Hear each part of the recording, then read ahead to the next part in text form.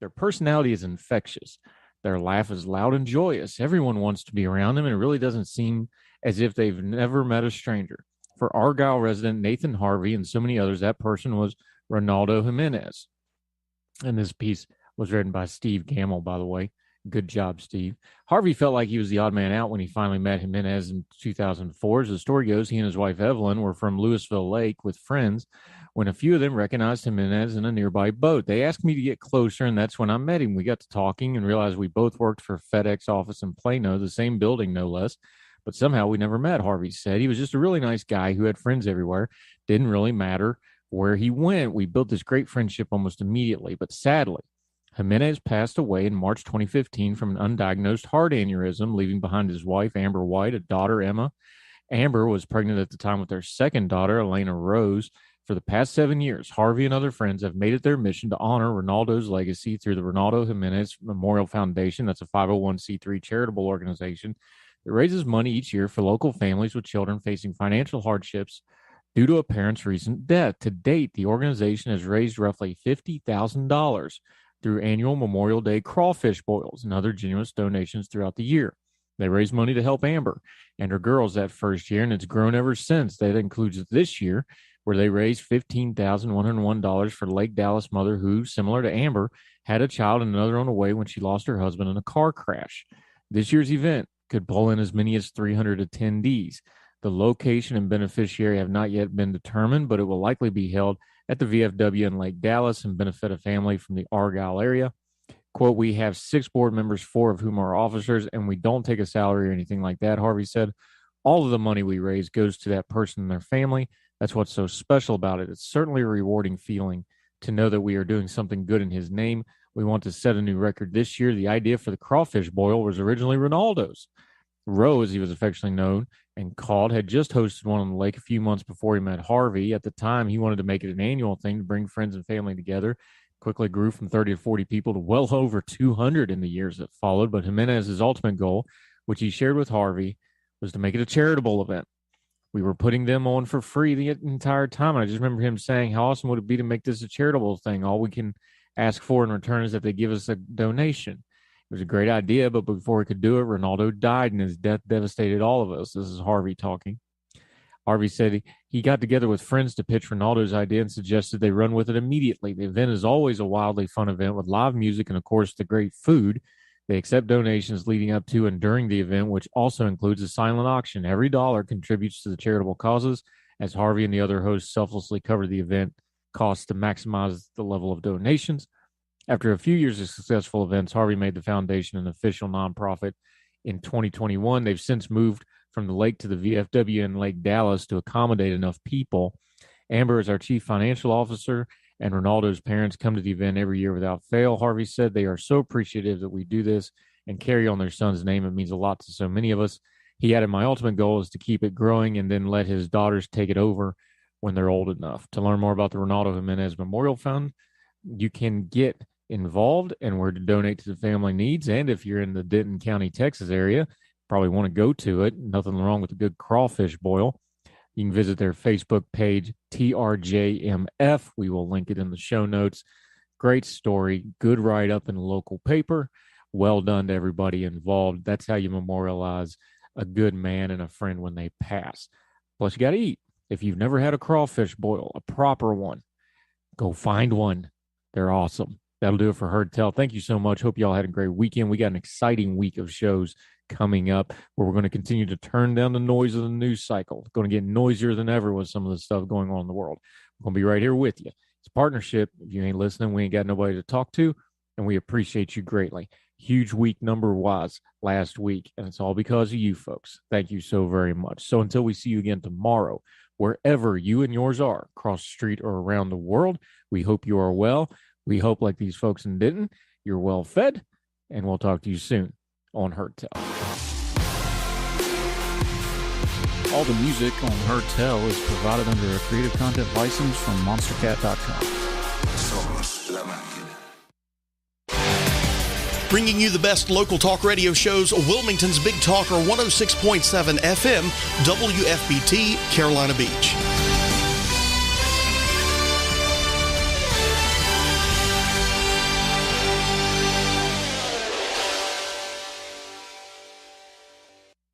Hey everyone, Ben Hawkins here with Cross Country Mortgage. Rates are still at historic lows, and there has never been a better time to purchase your dream home or refinance your existing. With over 300 loan products including conventional, FHA, VA, USDA, renovation, and jumbo, we are certain we have the right loan product for you and your family.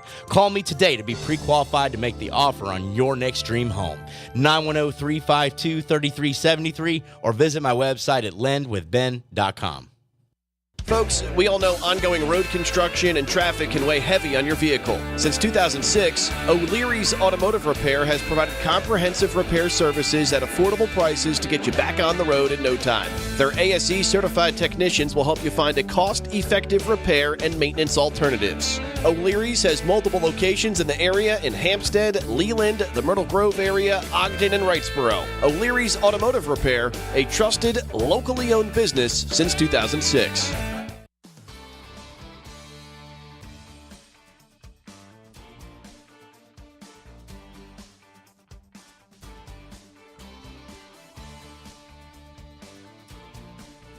Hello, I'm Donna Gregory with WWAY News. Serious concerns about the lack of air conditioning in North Carolina prisons, even after legislators approved $30 million last fall to address the problem.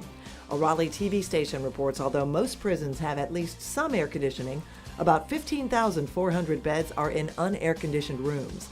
In fact, at the North Carolina Correctional Institute for Women in Raleigh, the largest state prison for women, 3/4 of the beds don't have air conditioning. A Whiteville school is leaving its building after a local church ended its association with it. Missionary Alliance Church told Columbus Christian Academy it had less than 2 weeks to end operations at its location on Warrior Trail.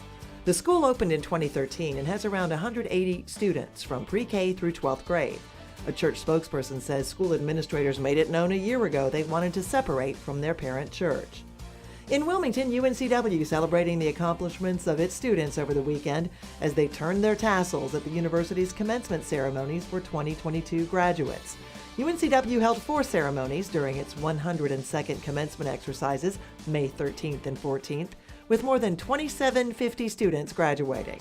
Yesterday's commencement was the last commencement ceremony for Chancellor Jose Sartorelli, who's retiring next month. And a North Carolina graduate who may have a few words of wisdom wasn't able to attend his commencement ceremonies. He's kind of busy trying to win another NBA championship. Steph Curry has officially earned his Bachelor of Arts in Sociology from Davidson College 13 years after leaving for the NBA. He plans to go back to campus after the season to get his diploma. For more on these stories, head over to WWAYTV3.com. I'm Donna Gregory. Have a great day. Happy Monday, everybody. I'm WWAY meteorologist Ramel Carpenter with your Storm Track 3 forecast. Get ready for a hot and steamy one in the Cape Fear as our high temperatures climb into the upper 80s away from the coast. We'll see a mixture of sunshine and clouds, and closer to the coast, we'll reach the lower 80s, and our rain chances really don't pick up until after dark later this evening as a cold front tracks into our area, bringing us a few showers and isolated thunderstorms, some of which could be on the strong to severe side, bringing damaging winds as the main concern. Get your full forecast on WWAY, WWAYTV3.com. This news and weather is brought to you by 2 Men and a Truck. For your free quote, go to 2menandatruck.com. 2menandatruck.com.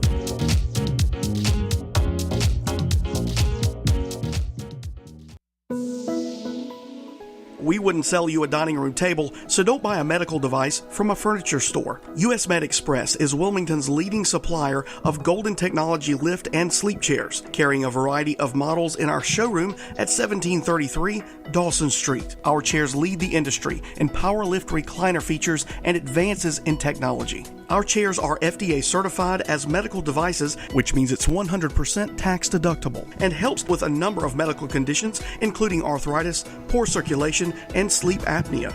Give us a call today at 910-500-6162 or stop by and experience our chairs for yourself at 1733 Dawson Street. That's 910-500-6162. 1733 Dawson Street in Wilmington. US Med Express.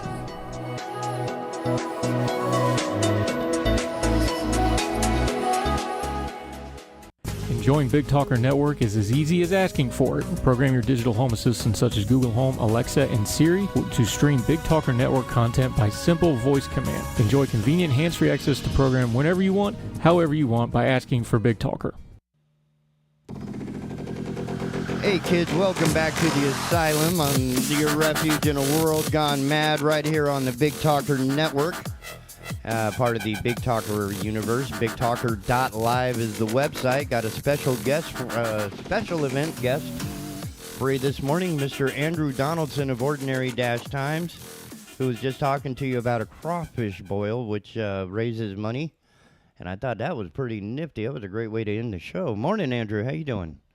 Morning. We do the different stuff with, we always try to end on a good note sort of thing. I like covering local media because you get stories like that you're not going to get on CNN or you're not going to get on a major, wire service or something like that. That's a local story from a local paper down in Denton County, Texas. And I found that one. I'm like, man, this is the stuff I like to cover. So like the guy, his friend died. And they just do a crawfish boil, and it's grown to the point that they've actually made it an official charity. It's a 501c3 now. The widow's on the board of it. She controls it. She controls where the money goes, and now they pick a different person every year, and they do this big crawfish boil. Which, by the way, if you've never been to a proper crawfish boil, it is ridiculously good eating. A lot of newspaper love covering involved. I know that. Oh God, yeah. But that's it's putting our money where our mouth is that, we cover international stories. We cover national stories. We want to support local media too, because we came from local media. We are local media at our heart and core. So finding little stories like that, small papers. I've got a piece, small paper back in West Virginia where I'm from. I've submitted a piece for them just to kind of help them out.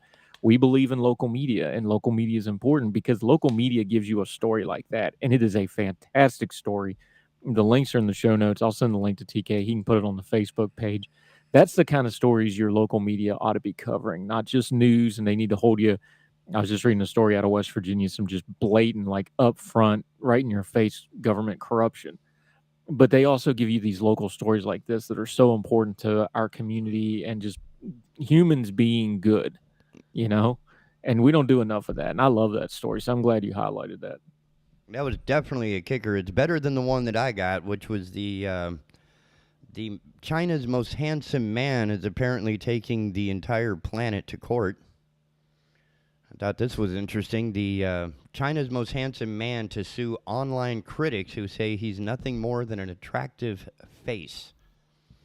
A Tibetan herder once dubbed China's most handsome man is suing the clinics for defamatory comments suggesting that his looks are his only quality.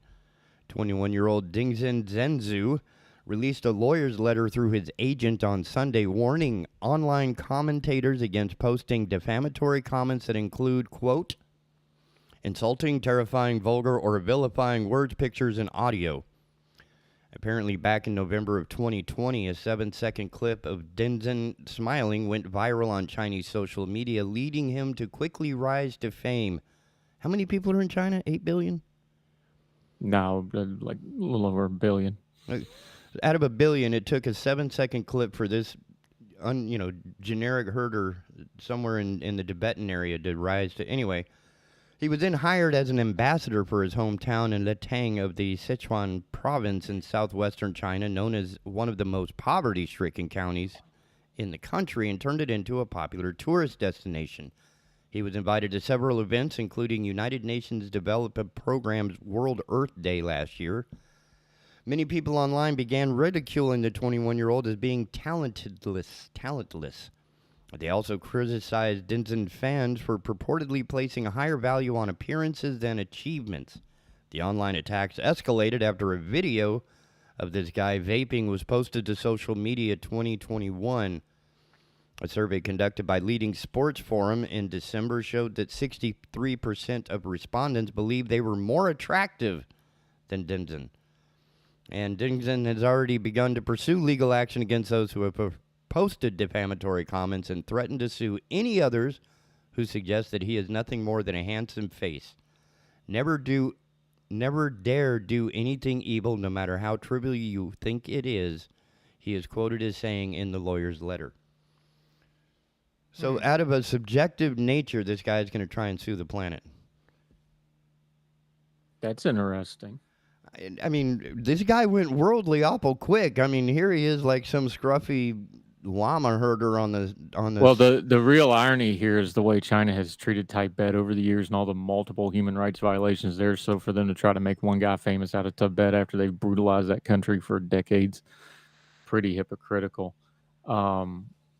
Opportunistic, I think, is the term you're looking for. I just think we just had a story this morning. I was just reading about this where the Uyghurs in China, it's even worse than what we thought it was. The what in there's China? The Uyghur people that are being oppressed. They're a Muslim minority. They're a Kurdish Turkish ethno group of Muslims that are they're literally in concentration camps in China. And there's maybe up to 1 million. They're not even sure how many, but it's funny because they've got the evidence now because China, most of their criminal records are public. 90% of all the criminal records in the area that the Uyghurs are being interred, 90% of those criminal records are sealed, secret, and considered state secrets, and they won't release any of them. Whoa. That's creepy. The human rights, but here's the thing with China is they're cheap goods for the planet, and they're 750 million strong workforce, which are almost basically indentured servants, if not slaves, because the government controls everything. Where you live, where you eat, what you eat. That workforce being able to be directed, the economic power of China buys the world silence on things like the Uyghurs. It bought silence on things like what they were doing in Tibet and other places. It buys silence on how they are imperialistically creeping their reach into other parts of the world. We've been covering Sri Lanka on Heard Tell. They've also gone into Africa.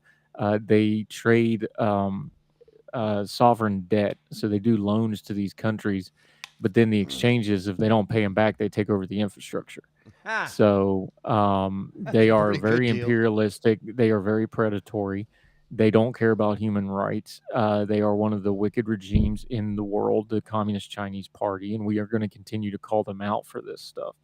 So it's a funny little story, but it's also indicative of the greater evil that's going on with the Chinese ruling regime, what they're doing to the Chinese people, what they're doing to the other people in the world, and what they'd like to do to the rest of the world if somebody doesn't stand up and stop them. Well, that's depressing. And now now you've got my brain going. It's 8 o'clock in the morning on a Monday, right? So, read a story recently where apparently Abramovich, if I pronounce this correctly, the Russian dude, has apparently joint or dual citizenship with Portugal under some Jewish, displaced Jewish thing. Did you know about this? No.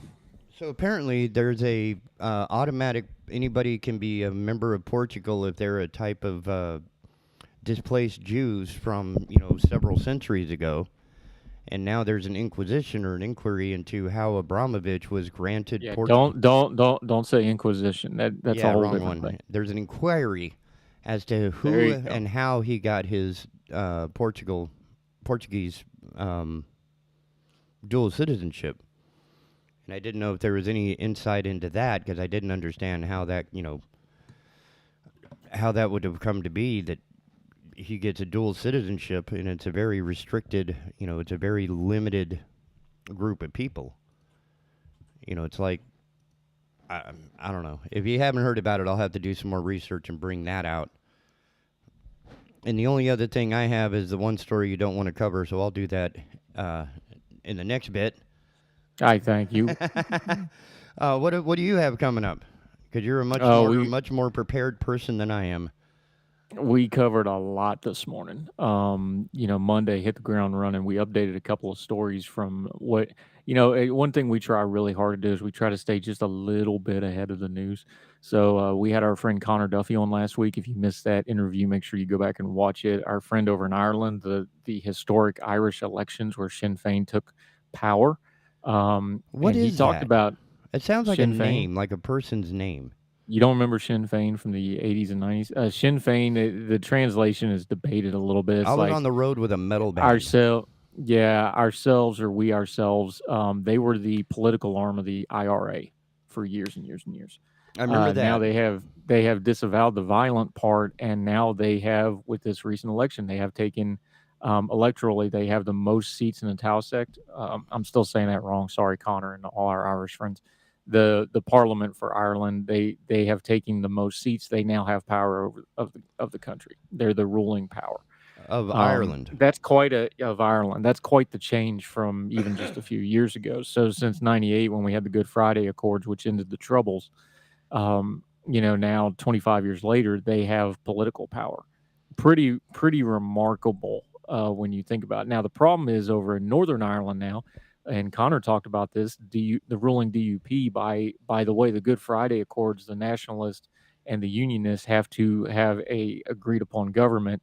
The DUP, which of course just lost power in Ireland proper, they still have power in Northern Ireland. They're holding up the works, as they say.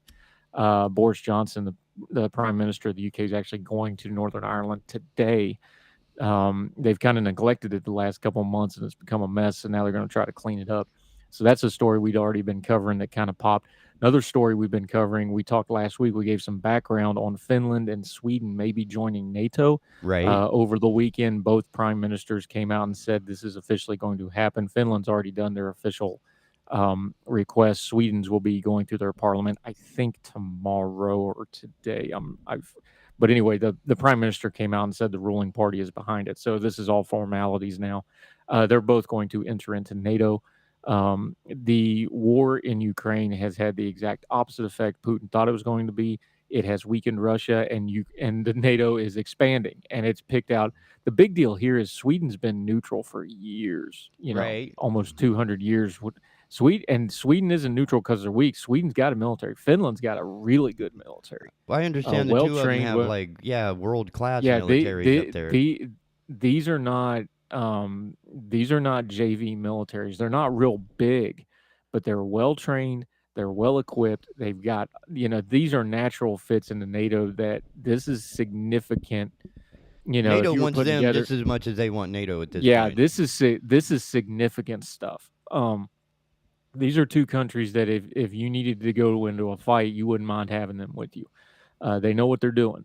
And don't forget, there's history here. Finland fought Russia to a standstill in the woods at the early part of World War II.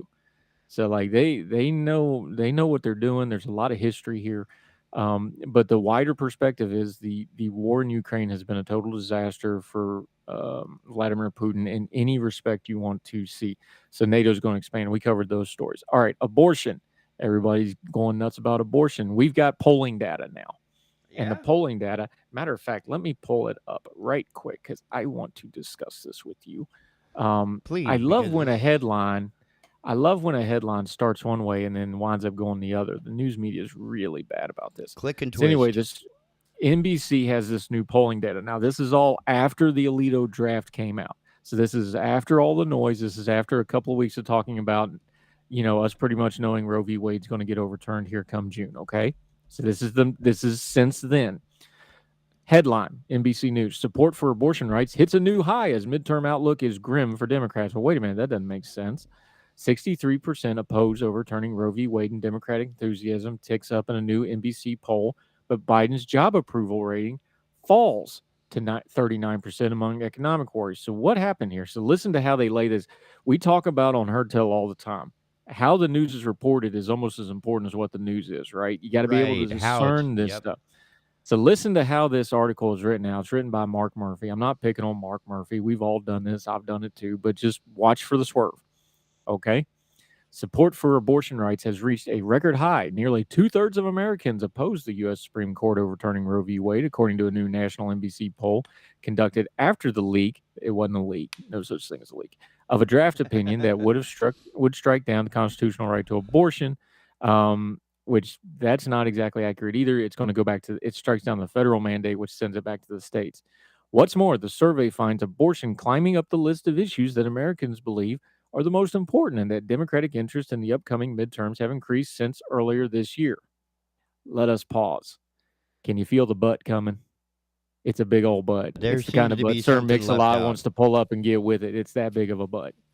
It's no Jane Fonda butt. It's a motor in the back of her Honda Sir Mix-a-Lot kind of butt. Here comes a big butt. Ready? Yep. But The poll, I'm reading from NBC News here, but the poll, I didn't add the but was there.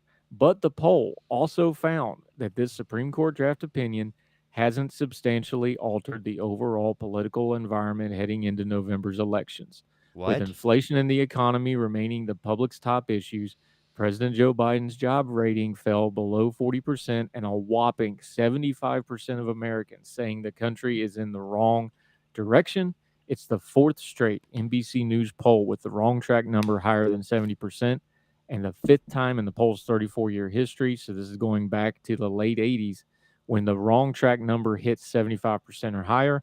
The other times, the 2008 Great Recession, that's, of course, Barack Obama became president, and the 2013 government shutdown theater. That was pretty crazy. What does this mean? It means, first of all, the reason it's growing in the polls, we already talked about it on our show.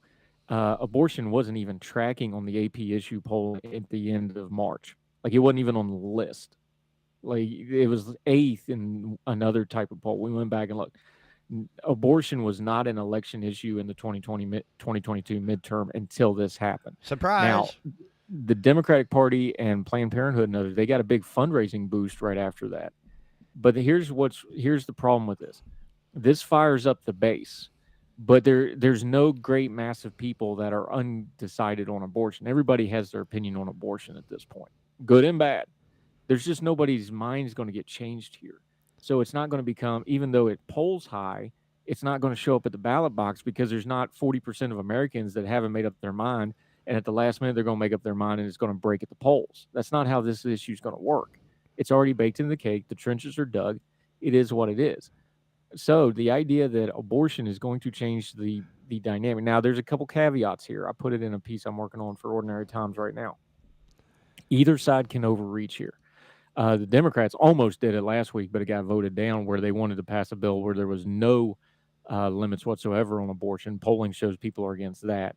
And the Republicans can overreach with their state level stuff where they want to go, things like all the way to conception stuff. Problem you get into with those is it gets into things like that would outlaw IVF fertility treatments. That would cause problems with things like ectopic pregnancy treatments and miscarriage treatments, things like this. So either side could overreact really badly here, and that would start moving those numbers. But barring that, and I don't think either one of them will be able to do anything legislatively overreacting, although they can at the state level. Barring that, I don't think this is going to be a major issue. It'll be a loud issue, but it's not going to show up at the ballot box because people are worried about inflation. They're worried about price controls. They're worried about all that stuff, the bread and butter kitchen table issue. Day to day, that's where this election's going to be. We said it. We told people to turn down the noise when this happened. Everybody's like, well, this is going to save the day. The continuing efforts to find the magic bullet that's going to save the Democratic Party from a woodshed event come November continues, and there isn't one coming. Now, because the Republicans are being somewhat inept, the Senate's going to be pretty tight. They may be able to hold the Senate. We will see. The House, it's not a matter of how much they're going to lose it. It's how much they're going to lose it by. Are they going to lose it by 10 points, 15 seats, 20 seats, 30 seats? How bad is it going to be?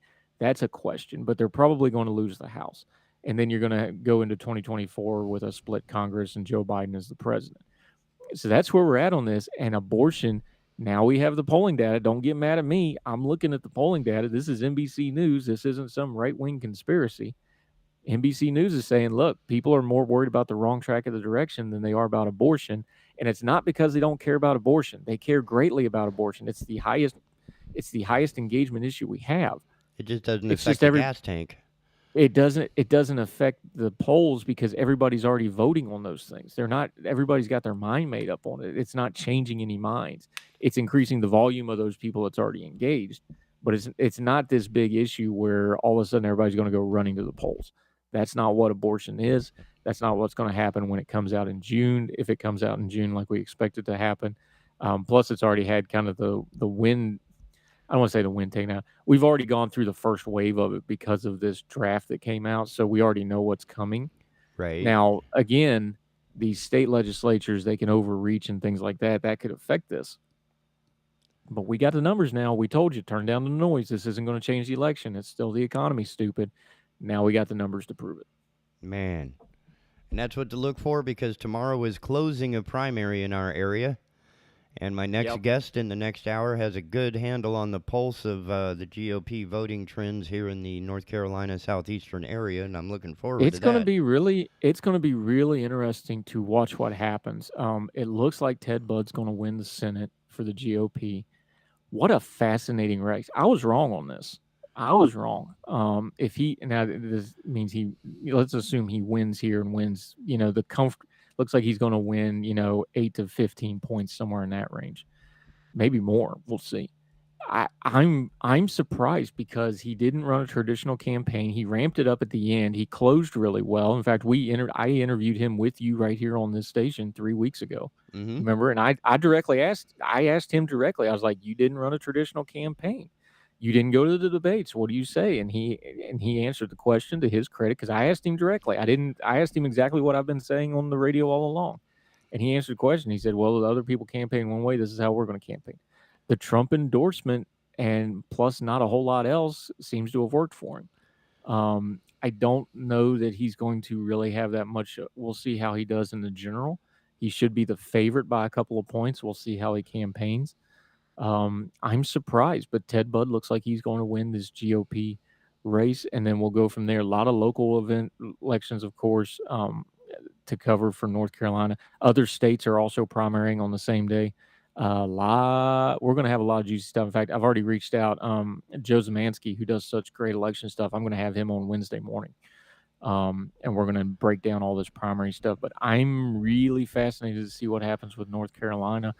We also got some really interesting House seats, especially with redistricting. I actually got redistricting. I'm going to have a different congressman because of redistricting here. So we'll see how that, because I've had Hudson the last few years, and now I got moved over. So we'll see how that goes. But I'm really interested to watch that show with you and your guests because I'm curious what all happens tomorrow after we all go vote and we see what happens here in the state of North Carolina. That's going to be crazy. Well, Mr. Donaldson, I know you have a packed day ahead of you after your wonderful little vacation. I want to thank you for your time and for that insane program you pop out every morning that's just, I don't know how you do it. Well, I kind of do know how you do it. You got a microphone, you got a computer, and you have a Rolodex. What can loosely be called a computer. Anybody wants to donate a high-end computer to me, I will send you my address right now because I desperately need a better computer, but we're working on it slowly, buddy. But yeah, we got parts and pieces coming to patch and improve. Yeah, we're going to slap some sheet metal on this thing, see if we can keep it running. But yeah, we're doing okay. We appreciate your time, and I'm looking forward to your guests later. I'll be listening, and y'all need to get that app. That app's fantastic. Isn't you that get cool? everything we do. Heard tell. We announced it on social media. I haven't said it on the radio. The podcast side of Heard Tell, we're over 20,000 downloads. We went over that on Friday, and that's before we had a huge weekend. We launched. We didn't really advertise it because we weren't sure if it was going to work. Right. Just to be honest. The new Big Talker exclusive twice on Sunday Heard Tell show went off without a hitch. I was really proud of ourselves on that one, buddy. I didn't think it was going to work, but it worked. The 3-hour extravaganza that recaps everything the week of it was, that is exclusive to the Big Talker. It's the only place you can find that, along with the podcasting platforms after the fact. If you get the app, I know that nobody's got 3 hours straight. You can take it in chunks, but you can recap the entire previous week plus all the new shows. You can even watch the videos on the app. That's how good that app is. Isn't that cool? Plus all the other programming like the Asylum, like other things. Make sure you get that Big Talker app. I've got the Android one. I'm not in the cult of fruit like some other folks like TK Turbo, but the Android app works beautifully. Like I've had no glitches, no nothing. I know the old app had a few little glitches to it, especially as it got older and it wasn't, updated because we were building a new one. This is as good an app as anybody has for radio and streaming. It's a fantastic app. Make sure y'all get it. Heard Tell show's out today. Great guest. We talk some economics. Also talk about the Buffalo shooting, which we didn't get in with TK. But we talk about the Buffalo shooting, which we have to deal with, and we update some other stories. And TK, I will grab the link off of that and put it on the Facebook page because I think that crawfish boil story is just so awesome. By the way, if you have charity news like that, let us know. Send it in. We'll be happy to cover it. We love local news. We love local people taking care of each other. Send it in. We'll be happy to cover it on Her Tell. And that's why we're here. I mean, that's one of the reasons. Well, dude, I need to take a quick break of the news and such, and we will chat with you in the next few days. And don't forget Her Tell. Yeah, I'll try to actually be on my own radio station some this week, unlike last week. You were Sorry, pretty much buddy, international last week, weren't you? It was crazy. I had to pre-record everything because I was out of town for 3 days. My daughter graduated high school Friday night, so I was out of town doing family stuff. And but yeah, it was good, and I will try to actually earn my keep this week. I promise. Well, with that in mind, ladies and gentlemen, we will have more of Andrew Donaldson at 3 o'clock this afternoon with the replay of Her Tell. And, man, I really appreciate your time this morning. It's helping me with the coffee as well. So yeah, man, anytime. Have a good day. You too, and I will see you soon. And, ladies and gentlemen, we are going to take a quick break right here on the Asylum, your refuge in a world gone mad. Don't go nowhere. Oh, wrong button. Look at that. See?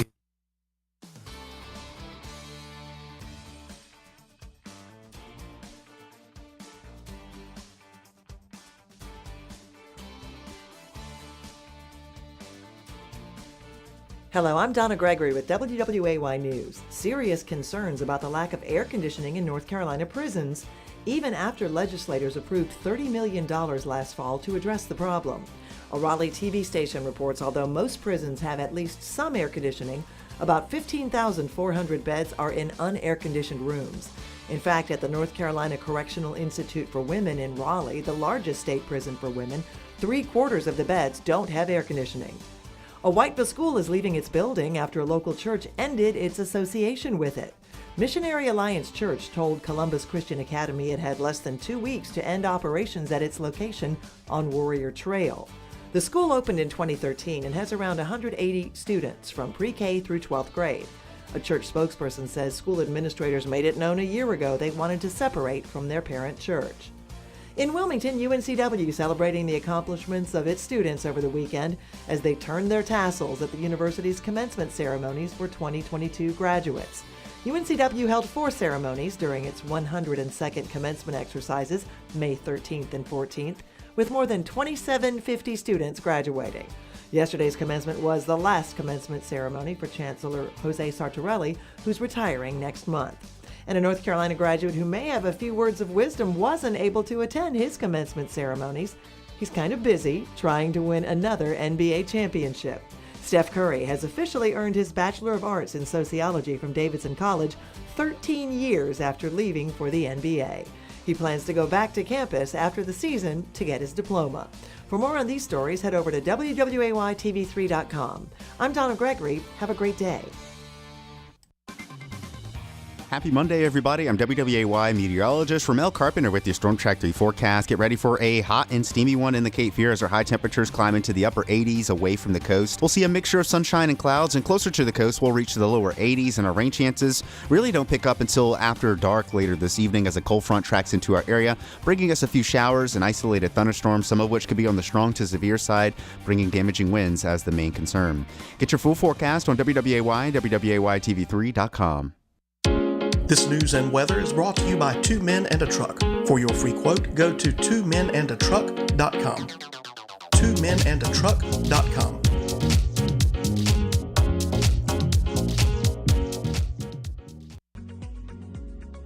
Only one candidate for clerk of court has the experience needed to keep our courts running efficiently and criminals off our streets. That candidate is conservative Republican Catherine Adams.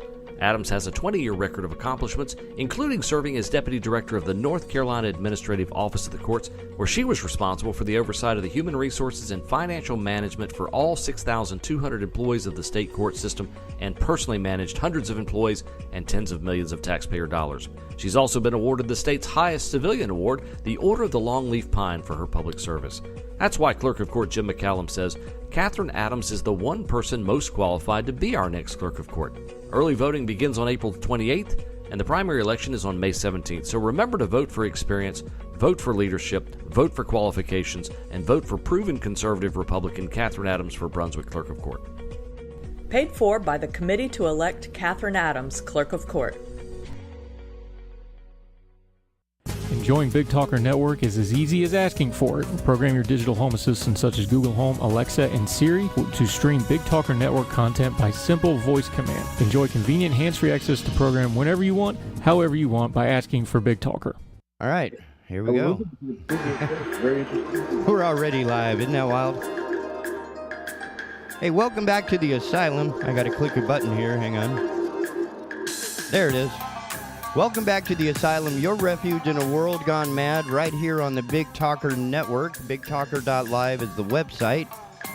You should visit because there we have the schedule of all of our programs, including Tuesday nights at 6 p.m. with the Brunswick County GOP, the star of which has joined us this morning. Good morning, Mr. Bill Moore, the chairman of the Brunswick County GOP. Welcome to the show. Well, I welcome you, but I'm not sure I'm the star. I'm a co-host with two other good people, and I don't think Mary or Dan would like me being the star, so we'll say co-host. The one in the red shirt. The one in the red shirt who always knows the right color that we should be wearing. I wore it for you again today because of my great respect for you. And I'm sorry that my video side of this thing has failed me this morning. That's been most disappointing. In my interest of being a good steward, Sorry? Said I wanted to follow up a little bit with your previous guest. Please. Because I was listening to that. And what he said is very true about, people are not voting for these fringe elements on either side. They're voting for the economy. There's research out now, and that hopefully inflation doesn't get worse than it is. But based on where it currently is, they're estimating that the average middle-class person will spend an extra $5,200 this year because of inflation, of which over $2,000 of it is going to be just fuel. So, and there's a good slice of the middle class that lives paycheck to paycheck or damn close to it, and you're just beating the daylights out of them with this inflation. So, do you think it's a distraction to try and bring in this leaked information, and that it would only be something we would respond to as a nation, provided everything else was fine? Meaning, if we didn't have inflation right in our face right now, abortion might have a little bit more grip. Well, I think an excellent example for that would be how important some of this came up in the last election, because everything was, even with the pandemic, prices were still low, et cetera, et cetera, et cetera, and people could look at other issues. But when your major issue becomes putting food on the table, getting to work, heating your home, those kind of expenses, because don't forget, water, fuel is into everything. The gasoline is into the world. It's plastics. It's not only that, it's in medicines at some point. And you start cutting that back or raising the prices to the point where it's $5 to $7 a gallon, at least when you start looking at diesel, that affects everything. It's a ripple down all the way down. That trucker's paying $7 a gallon instead of $3, then you got to figure your prices are going to go up accordingly. And that is one of the most expensive parts of getting something, like for me to get to Bolivia on a weekly basis has, pretty much doubled in price. Yeah, and think about that trucker who's driving, and he's not getting 30 to 40 miles a gallon on those trucks, and he's hauling everything, and those things have to go up, and the little packages that you have to pay more for. That's reality and so people are going to vote for that. They're going to vote for their, first of all, is the quality of their life as far as financially and being able to survive and do the things they want to do and take care of their family. That's number one. The other stuff becomes ancillary, and if you're going to vote for what helps your family survive and hopefully grow and get a better life. And that's what this election is ending up to being all about. And as far as the election goes, you have a pretty good handle on what the turnout is so far. Are we noticing anything positive yet before tomorrow's actual opening of the public polls? In Brunswick County, I can tell you now, through Saturday, which is the last day of early voting, about 9,369 people have voted, of which only less than 300 are absentee ballots. So that big problem that we had 2 years ago with everybody flooding with absentee ballot really doesn't exist at this point. It's just a normal operation. That's still about less than 8% of the people voting who are eligible to vote in Brunswick County. People have to, again, I keep harping on the same thing. The party does not select candidates. The individuals that belong to it do. So if you're going to sit out and not vote, then you're going to end up getting what you deserve. I hate to say that. You're going to, you don't want to get involved. You're going to get what you deserve. And I will tell you, someone comes up to me and complains and starts telling me X, Y, and Z about this candidate. My response is going to be, did you vote? And if you did vote, I will listen to you. If you didn't, I'm just going to say, well, you caused it yourself. I'm going to walk away. Now, I will tell you traditionally, and again, we'll see tomorrow how this works out, Republicans tend to vote Election Day more than early. The exception was 2020 with the all that stuff going on with the COVID. But in a traditional line, Republicans tend to vote very heavily on Election Day, and in this case, tomorrow, primary day. So hopefully we're going to get out a decent number. As a matter of fact, if you look at tradition, usually about the same number who voted in early voting will show up on Election Day. So I'm looking to get somewhere between 9,000 and 10,000 people to vote tomorrow, which would still only put us up at 15% of the people voting, but it beats 7.5. Wow, yeah. Quarters. I mean, that's... Okay. Now, when you take that a little bit further, and I can break that down a little bit further, we had unaffiliated ballot voters in our county still split 2-1 to the Republicans. Unaffiliated who asked for a Republican ballot were 1,817 people. Unaffiliated voters who asked for the Democratic ballot were 851. So we're doing about a 2-1, maybe a little bit better ratio, which is a good indication of how people are feeling. And if they're asking for that ballot, that's a decent indication of where they're going to vote. So that's important. As far as total voters coming out, about less than 9% of Republican voters have voted so far. Just about 9% of the Democratic voters in our county have voted, and about just under 6% of the unaffiliated have voted up through yesterday. So up through Saturday, excuse me. So the numbers are just not coming out yet. And people will say, how do you know how people voted? Well, when you come in as an unaffiliated, you have to ask for either ballot, and they have to record it. So we can't, we as a party or the Board of Elections can't tell how you voted, but we can tell that you voted and which ballot you asked for. So that gives us an indication, because if you tend to lean for the primary ballot, that means you tend to lean that way for the vote. So for the vote when we come in November. So that's a good indication for us with a 2-1 majority. I was going to say that's of greater interest anyway to you at this point. Again, since the GOP, the party itself, has no influence on the primary, the trend of people voting to vote, like those who are actually voting and what ballot they ask for, is probably a better indicator of how things are happening. Yeah, and it's important for us to prepare to get through this, because I have to tell you, what the Supreme Court, the North Carolina Supreme Court did by adding an additional 2 months to primary time has been disaster for everybody. I mean, all the candidates have been spending their war chest, whatever they have. They're exhausted from an extra 2 months of running around. And what it ends up doing is when we start to go head-to-head, technically on Wednesday, between Republican and Democrats for the seats, there's less time to get your message out. You spent more of your money than you needed to talk about your opponents. So I think this decision to move the primary didn't help anybody at all. Wow, because it just extended the cost of everything. True. And you have, for example, there are, look, I heard them talking about Ted Budd before. And, Ted is, where the last poll I saw out of CBS News gives him a 27-point lead. And whether that's valid or not, we'll know tomorrow. But he's got 14 opponents, or 13 other opponents. He's got to deal with those opponents instead of dealing with who his most likely opponent's going to be from the Democratic Party. So money's being spent to win a primary that would normally be available to go into the regular election, and the same for the Democratic side. They've got 11 people running for the Senate seat, and they're arguing out with each other, and then whatever money's left, but they do tend to get more money donated from outside than we obviously do. They have to then go into the race coming up for November. Man, that does sound like a lot happening all at once to try and decipher and not interfere, it seems. I'm not even sure how to put it. It's very difficult. For example, Ted Budd was endorsed by Trump. And just this weekend, and again, this is not taking sides, I'm just giving information. David Rouser, our congressman, was endorsed by Trump in the election, in the primary. So what effect that will have, I'll let you know after tomorrow.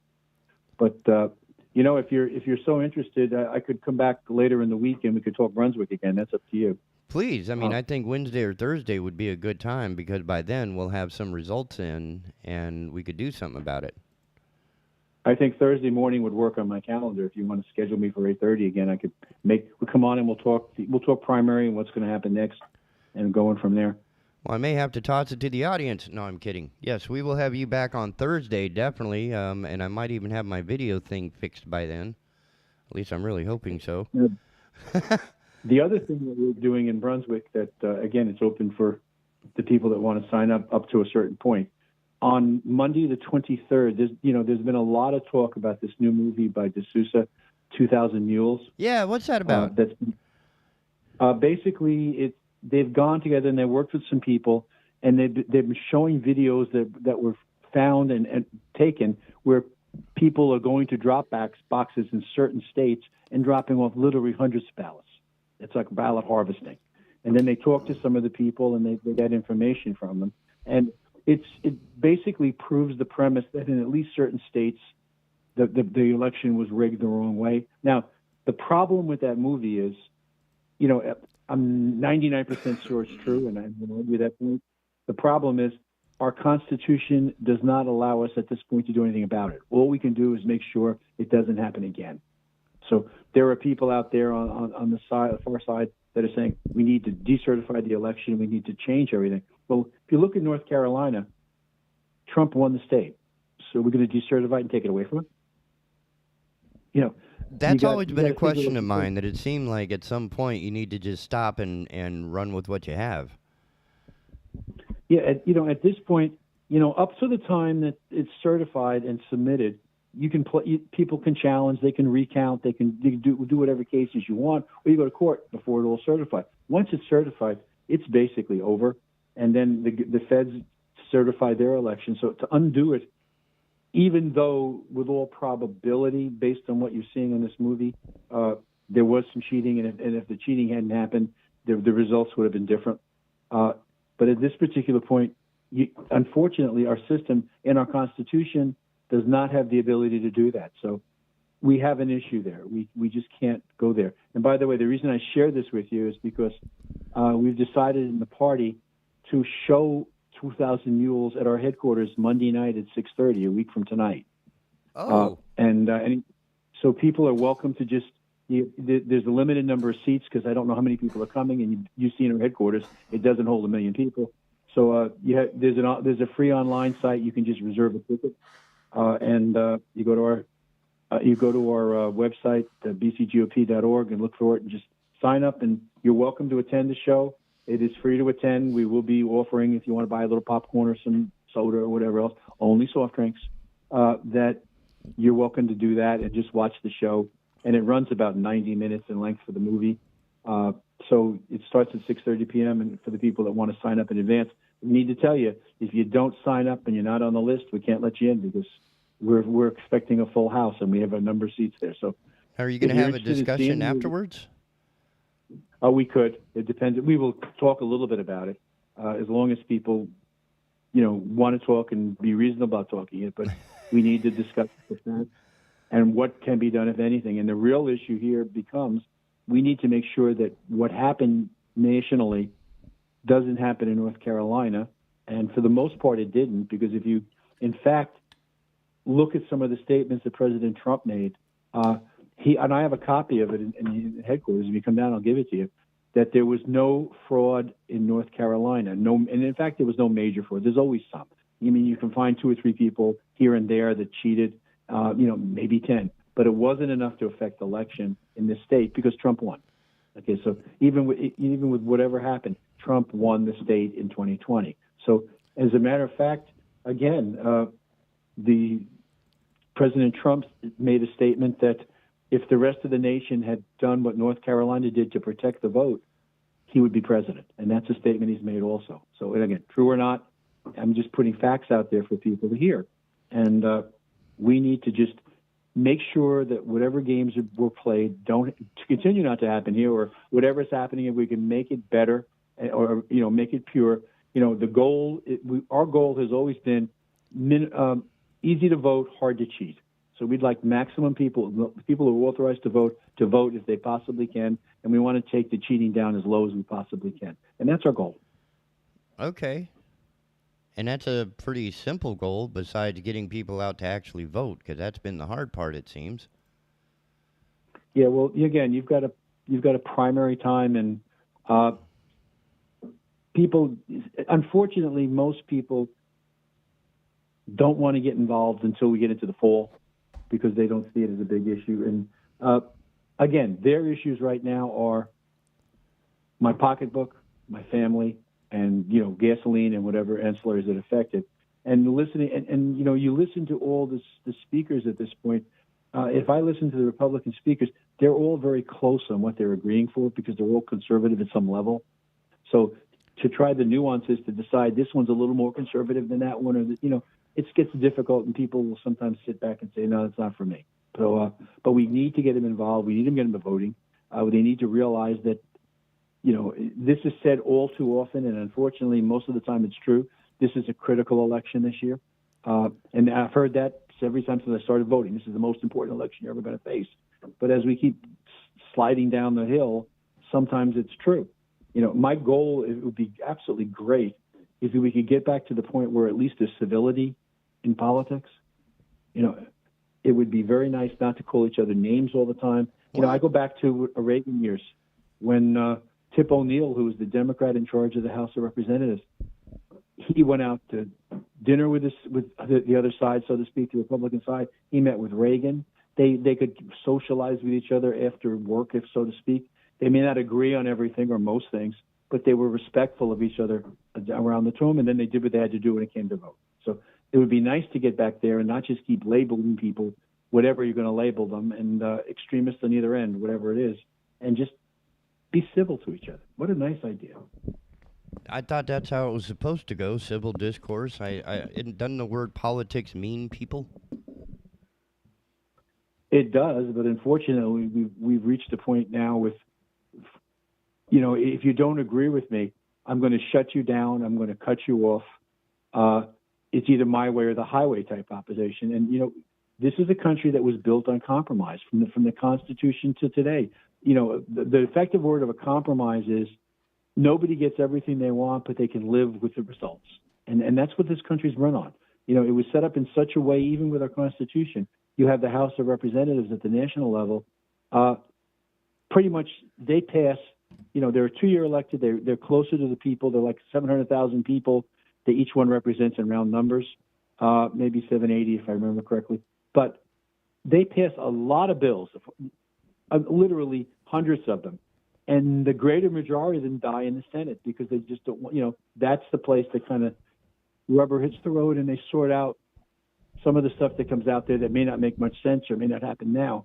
So the government was set up with the fact that it's difficult to do much to stop emotions rather than realities because it has to pass the House, has to pass the Senate, and then the president has a shot at it too, and there's a way to override him, and then you got courts. Now I have a opinion for you, as you sort of brought it up, is the disparity. It seems that we've had more of a us and them type of mentality, almost like a war mentality, versus what we used to have when I was a kid. It seemed like there was Kennedy's idea of let us not choose the Republican answer or solution or the Democrat solution, but let us find the American solution. Have we lost touch with that? Yes, I think we have. We've become, well, first of all, you've got a push by some people in our nation to make the one world under the UN operation. So, if you look at that as an option, which they would like to do, and if you look at what's been passed or tried to be passed, it's years ago, it was we need to take our guns away under the UN mandate for guns. It was things like this. And they were trying to follow what the UN mandates were and not our Constitution. And when you start playing those games or those numbers, you turn off a bunch of other people who then become very worried about rights. I mean, if you look at, simple things, guns, abortion, all those tactics, they're out there.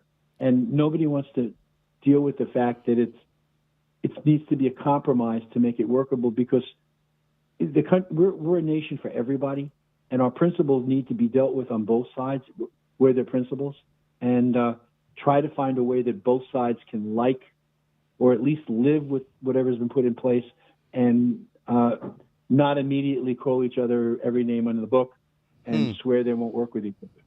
You know, there does seem to be an almost, once you're into the name calling, right, the radical leftists or the MAGA right heads or whatever, we tend to dehumanize and get away from the element that brings us together, the common element as to who we are. How do you know, or do you have any ideas or how we can fix, I guess, or address that? Well, now you have to understand that I'm going to come as the Republican Party chair, so I'm a little bit slanted on this, and it's fair to tell you that up front.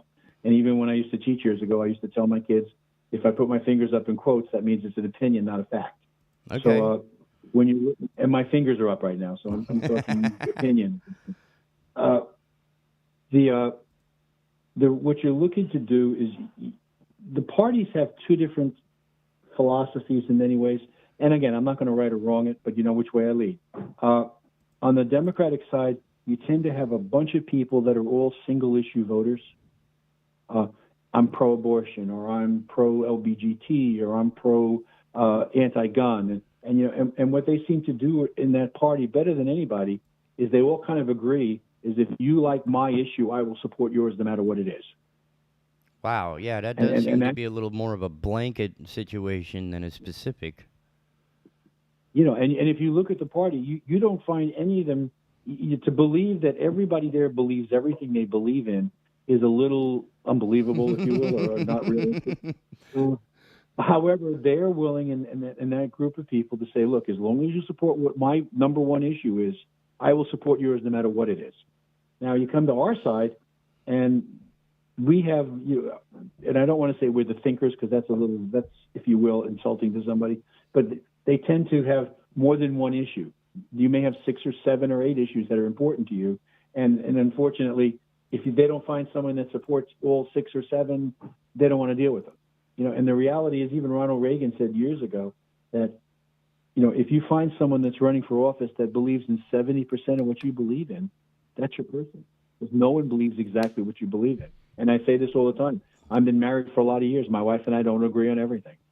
And, I admit when she's wrong, and she admits when she's wrong. And see how that one works. Yep. But I'm going to leave that one alone, because that would explain a lot of what happened to my marriage. But that's an issue for us. And sometimes I describe working with my party, which I work real hard with, is it's sometimes like herding feral cats. They've all got these beliefs that they have to get in, and to bring them back in and get them united is very difficult, but it's necessary for this election.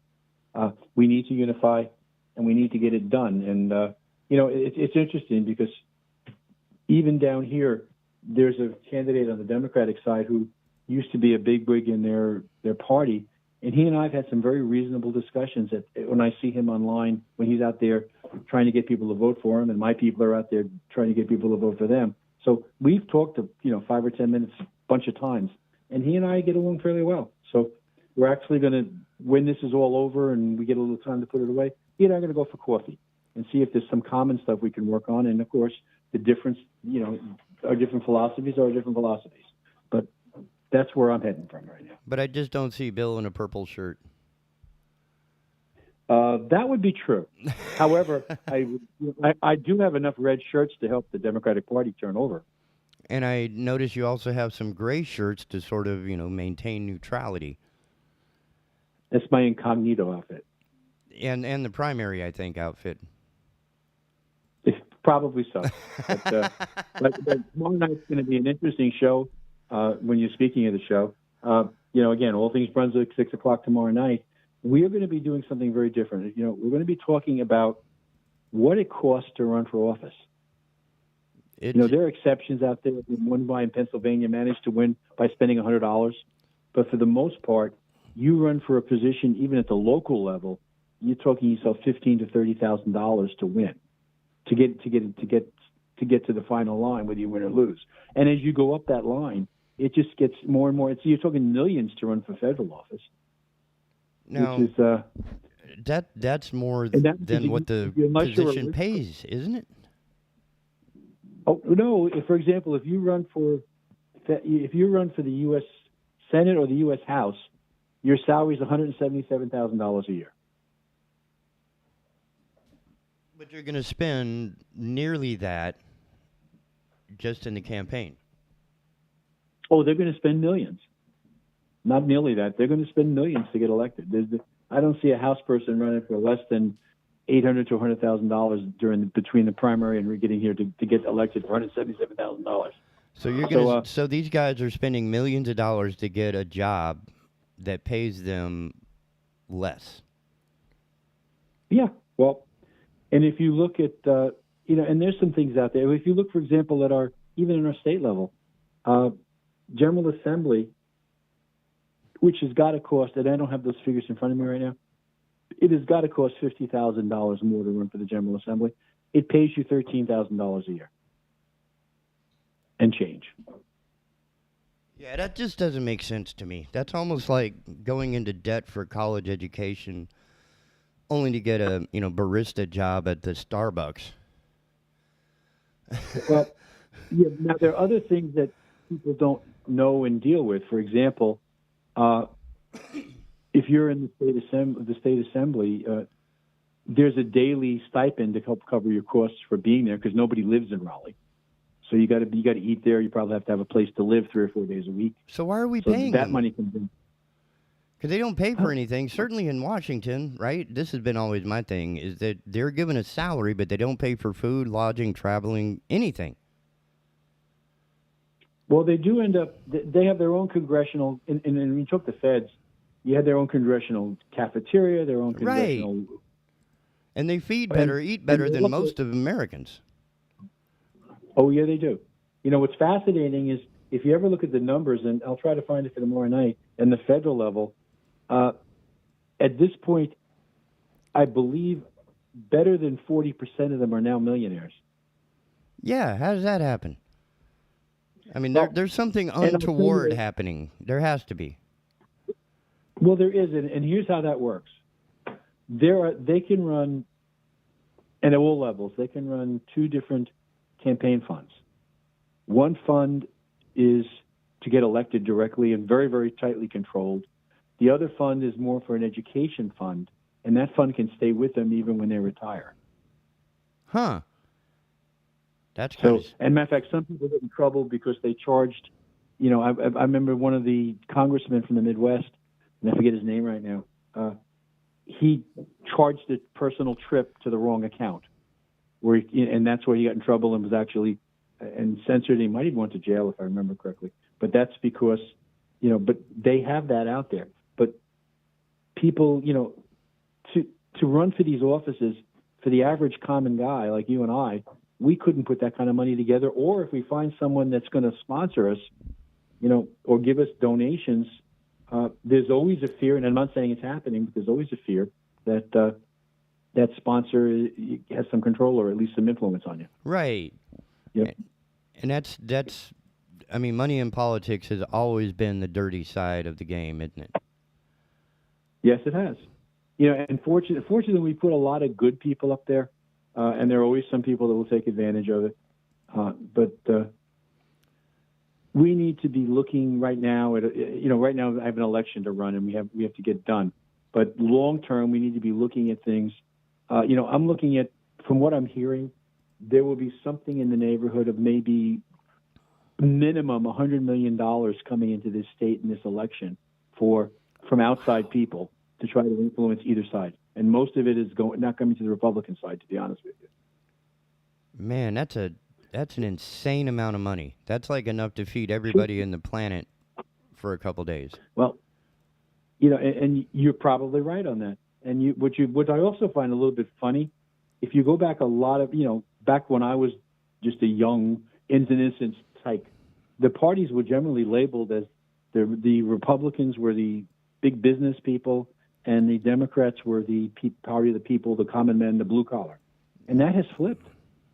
if you will, all the big dollar, the billionaires, most of them are sending their money to the Democratic Party, and your average everyday Joe is becoming a Republican.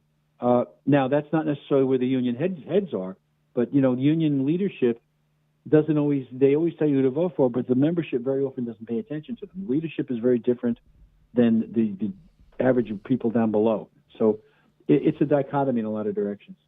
That does seem to be adding a little bit of confluence, if you will, because there's a lot of moving parts, and people like me just can't keep all of that straight in our head, which is why we have fantastic guests who can run down like you guys did and invite each of the candidates in and actually ask them, who are you and why should we care? And I think that was an incredible public service. Well, the problem is too many people don't pay attention. For example, we still have our headquarters open today, even though it's no election till tomorrow, because people are stopping by and they want to see a ballot. They want to find out a little bit about candidates. And, you tell them you've done X, Y, and Z that's gone on for the last 6 months. And the candidate forums between people on our show, whatever else. And they look at you and they go, oh, we didn't do that. So talk to me.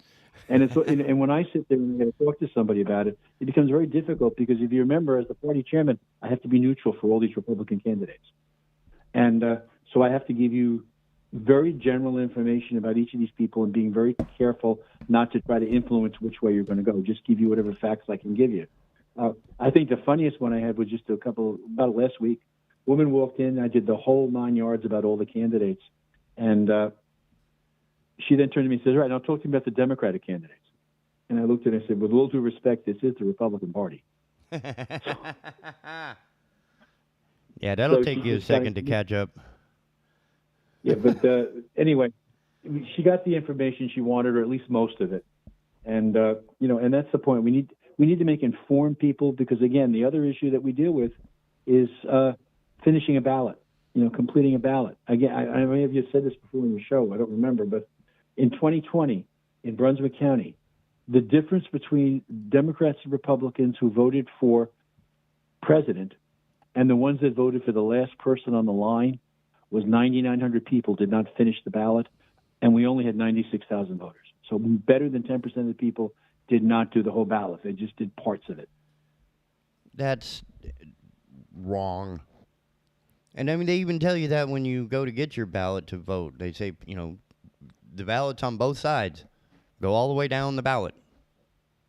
Yeah, and people are outside, and, both sides hand out what we call slate cards, or at least, at sample ballots. They're out there, here's everybody we're recommending for you. And at this point, you're not choosing between Republicans. It's basically you're choosing between philosophies. So generally, if someone's running on the Republican or Democratic side, they believe in the philosophy of the party. So, you need to at least follow through and help those people. And that's why you guys are there from 8 o'clock in the morning, you said? We start at 8, and today we'll close at 5, and then we'll be open all day tomorrow for the primary right through the end. And then we're going to have a live program from the Brunswick GOP tomorrow at 6, and I'm looking forward to that.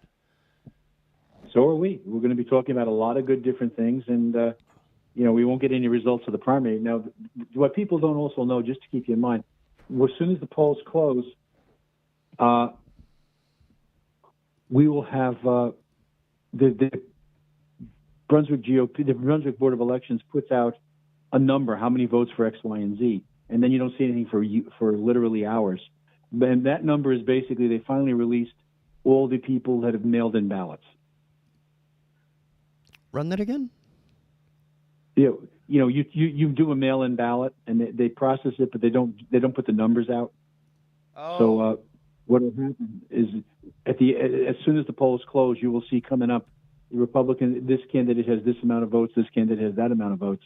And that's because they've just published what they have already in the file for the mail-in ballots. But that's not the final. You're not going to get that until, Wednesday? That's in our case in Brunswick, at this point, there's only 277 turned in as of yesterday. So that's pretty much closed. So, but that's simple numbers to go up, and then they'll start feeding things in as the 27 precincts close, and they will bring that into the center office, and they'll start publishing this stuff. So it's probably going to be 9-ish or 10 o'clock before we finally get the results in our county. And then who knows how far beyond that for higher for the state levels. And then I'll let you have Wednesday to sort of unpack what all that means, and then we'll chat on Thursday, and we'll let Bill roll on a tirade. Okay, my friend. Looking forward to seeing you tomorrow. And we will see you tomorrow and Thursday. So this is going to be a fun week with the Brunswick County GOP, and I think it's a good, like a pulse, right? Y'all had a great meeting last week with the Pender and New Hanover County GOP chairs, and there was a lot of common, a lot of common philosophy, a lot of common direction of, a lot of teamwork, I guess, would be the thing. And I look forward to hearing. The three of us are kind of called the Three Musketeers because we like each other generally. We work with each other where we can, and we, there's an old line about party hardy and work hard, and we do both. So, we're there for everybody. Well, you're going to have a crawfish boil to make this official. And guess what happens when I talk to you next Monday? I will just come back from Thursday afternoon through Sunday at the state convention for the Republican Party. Uh-oh. Good food, so we'll have good a lot meats. To talk about. Yeah, we'll bring some good stuff to talk. Now, where is that going to be? That's going to be in Greensboro. Okay, so you're up there not far from the Piedmont Triad International Airport. If you would, check in on the Boom Supersonic silliness and see if they've actually built the, 200-seat supersonic transport of the 21st century. It's supposed to be happening there. I think I'm keeping an eye on it because I don't think it's legit. I think it's like, hoverboards and flying cars. It's just, it looks great on paper and the guy could talk it up to the moon, but you're going to be there. I want to see what that airport looks like now. I'll go take a look. I'll run over there and we'll talk about it Monday. Fantastic. Thank you, sir. Thank you. Talk to you again. And with that in mind, that's Mr. Bill Moore, the chairperson of the Brunswick County GOP. There's a lot on my head, so it's hard to remember it all. And right now, I need to take a news and weather break, and we will be right back after these messages on the Big Talker. Don't go nowhere. Keeping Southport informed. The Big Talker 106.7 FM WFBT, Carolina Beach. My name is Brian Wilson. I'm running for District Court Judge. During my lifetime, I've gone from protecting your God-given and constitutional freedoms as a combat vet of the U.S. military to working locally as a carpenter building homes while I worked my way through college. For the past 17 years, I've been protecting and defending your constitutional rights in the courtroom. I'm currently protecting our rights of our most vulnerable, our children, as the guardian ad litem attorney advocate for the children of Brunswick, Columbus, and Bladen County. I've spent my career serving our country, our state, and our communities, so I ask that you continue your confidence by voting for me, Brian Wilson, in the primary elections on May 17th. Thank you. I'm a boat builder. It's a tough job that takes time, patience, and precision. It's also incredibly rewarding. How many people can say they built a boat from scratch? In our area, there's a great need for people who can build and repair boats. I turned my love for life on the water into a career that I truly enjoy. I went to CFCC for 2 years, got my training, and now I look forward to work every day. You can too. Visit cfcc.edu/boatbuilding and get started today.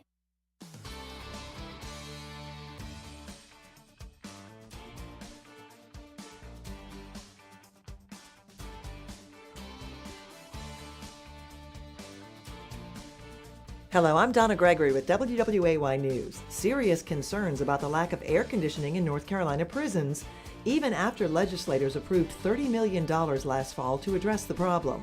A Raleigh TV station reports although most prisons have at least some air conditioning, about 15,400 beds are in unair-conditioned rooms. In fact, at the North Carolina Correctional Institute for Women in Raleigh, the largest state prison for women, 3/4 of the beds don't have air conditioning. A Whiteville school is leaving its building after a local church ended its association with it. Missionary Alliance Church told Columbus Christian Academy it had less than 2 weeks to end operations at its location on Warrior Trail. The school opened in 2013 and has around 180 students from pre-K through 12th grade. A church spokesperson says school administrators made it known a year ago they wanted to separate from their parent church. In Wilmington, UNCW celebrating the accomplishments of its students over the weekend as they turned their tassels at the university's commencement ceremonies for 2022 graduates. UNCW held 4 ceremonies during its 102nd commencement exercises, May 13th and 14th, with more than 2,750 students graduating. Yesterday's commencement was the last commencement ceremony for Chancellor Jose Sartorelli, who's retiring next month. And a North Carolina graduate who may have a few words of wisdom wasn't able to attend his commencement ceremonies.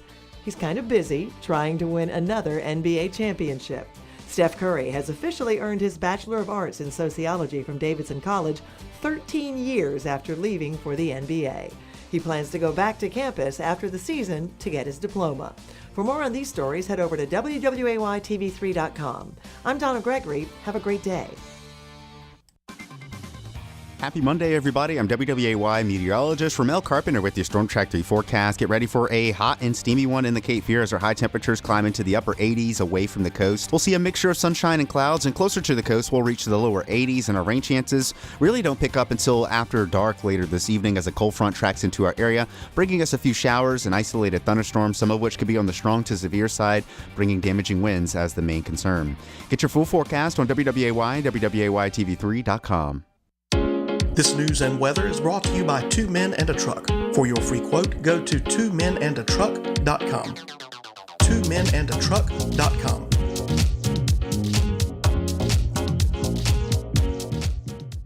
Teachers and parents, the North Carolina Symphony is here to support you as you carry on the education of your children and students. Take your kids on a free virtual field trip to the Symphony with a virtual education concert and companion student book. Go on a virtual journey to learn what makes music music with music by William Grant Still, Beethoven, Brahms, and more. Access the free video and student book with password 1932 at ncsymphony.org/virtual. Enjoying Big Talker Network is as easy as asking for it. Program your digital home assistants such as Google Home, Alexa, and Siri to stream Big Talker Network content by simple voice command. Enjoy convenient hands-free access to program whenever you want, however you want by asking for Big Talker.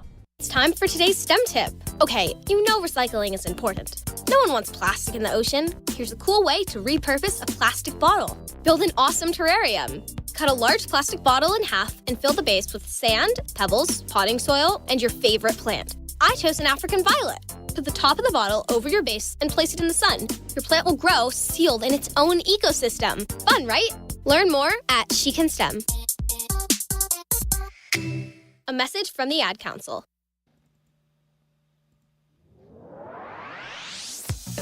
Hey, welcome back to the Asylum right here on the Big Talker Network. The Asylum, of course, is your refuge in a world gone completely mad, out of their minds.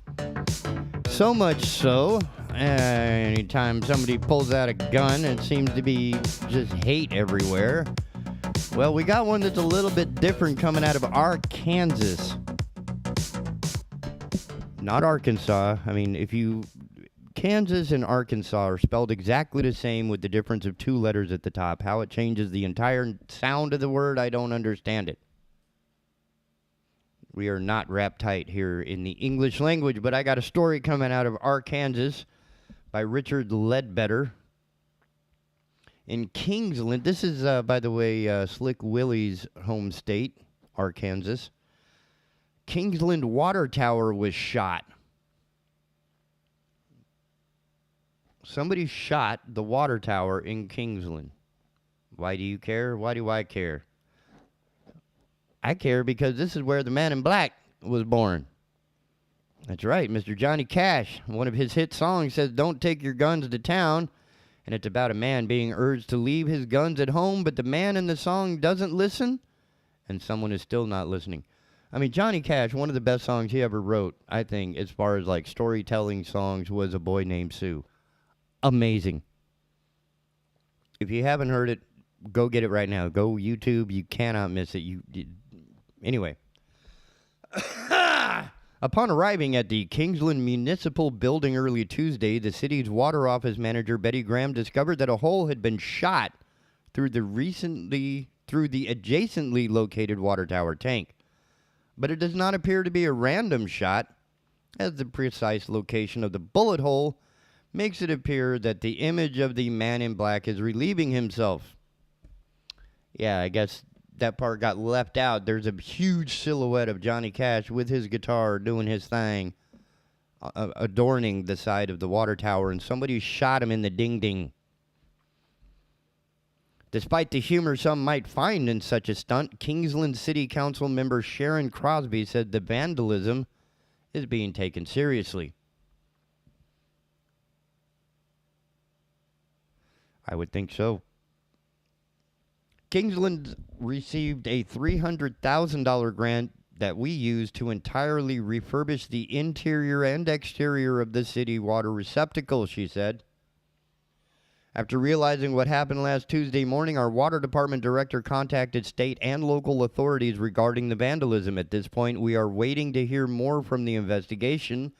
But Cleveland County has a very good sheriff's department. Sheriff Jack Rogers and investigator Gary Young are working hard to find the responsible person. As they point out, this is not the first time the tower has been shot. Would you believe that? I mean, you know, we've been doing this quite a bit.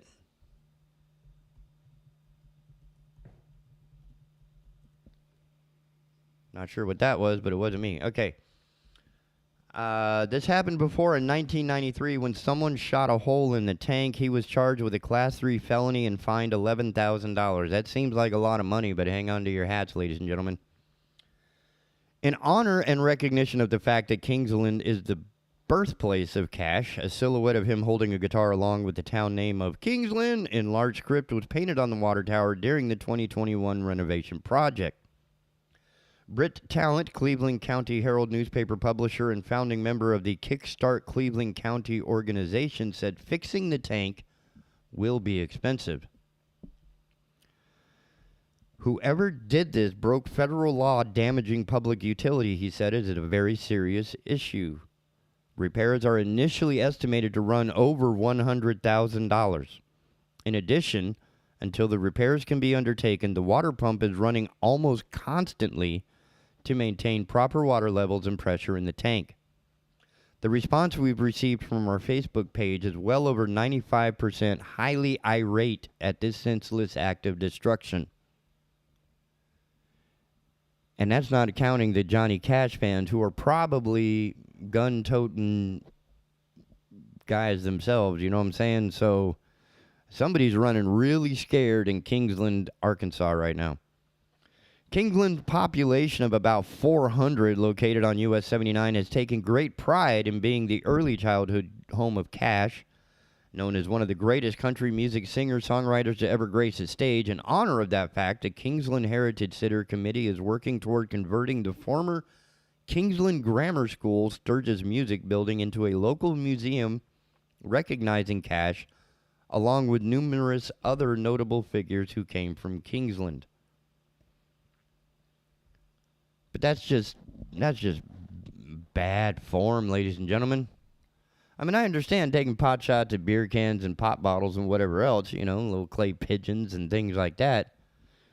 But shooting Johnny Cash in the ding-ding, man, that's a level of disrespect that's just heinous. Why would you do that? That's, you know, yeah, it might have been funny, but it's a $100,000 joke that $11,000 fine isn't going to cover. It covers maybe 10% of the damage you did, and everybody around you is going to have to make up that difference. That's why we can't have anything nice, you know? You're just going to shoot it all up. Just bang, bang, bang, there it is, boom. Can't have anything nice no more. But I understand it. I mean, a friend of mine is quite the avid hunter. And I believe he has cooked a number of his food and enjoyed some game. Right? I mean, the games I enjoy are like, I don't know, crosswords and backgammon. Those are my kind of games. You know, I don't consider, but that's me. I know how to operate a gun. I know how to clean a gun. I know I've been through the gun safety as provided by the U.S. military. Of course, it was filtered through the military school.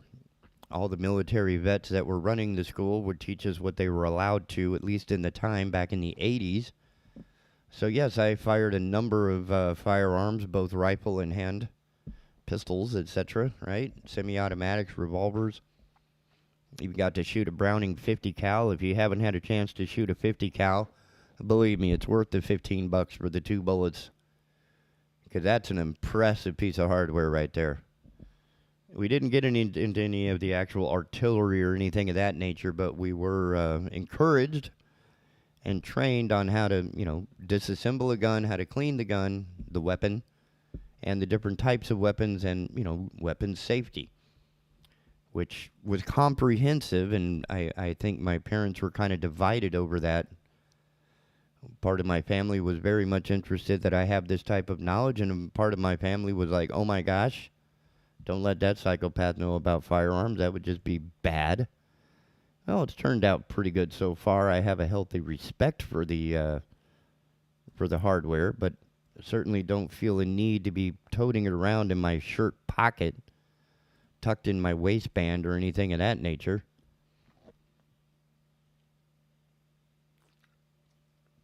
But I'm not afraid of them. At the same time, I have a different approach, a different respect for them. And it seems that much like the abortion issue, this has become something of an emotional knee-jerk reaction as opposed to being actually engaged in conversation, which is what needs to happen. And the adults in this place are just going to have to step up and say, you know what, some of this is right, some of this is wrong. But until then, we are going to be stuck with the same problems. And ladies and gentlemen, that was fun. I need to put in another break before we talk to our friend Paul Valone of Guns, Politics, and Freedom, and I'm sure he's going to have some, a few words for me on that because, again, I'm not the brightest guy in the world. And that's why I'm on this program, because it makes me smarter every day. Because I have smart people on the show, and they educate me, and it really pays off. Ladies and gentlemen, we'll be right back on the Asylum, your refuge in a world gone mad. Don't go nowhere. Hello, I'm Donna Gregory with WWAY News. Serious concerns about the lack of air conditioning in North Carolina prisons, even after legislators approved $30 million last fall to address the problems. In fact,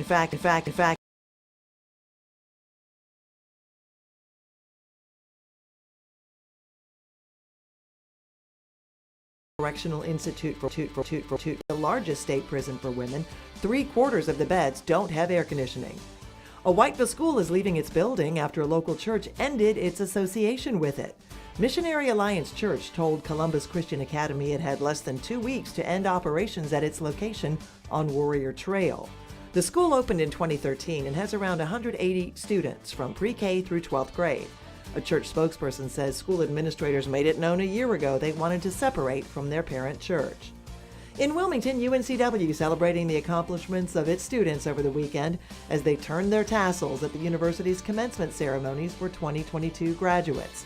UNCW held 4 ceremonies during its 102nd commencement exercises, May 13th and 14th, with more than 2,750 students graduating.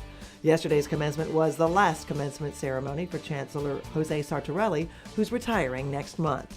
And a North Carolina graduate who may have a few words of wisdom wasn't able to attend his commencement ceremonies.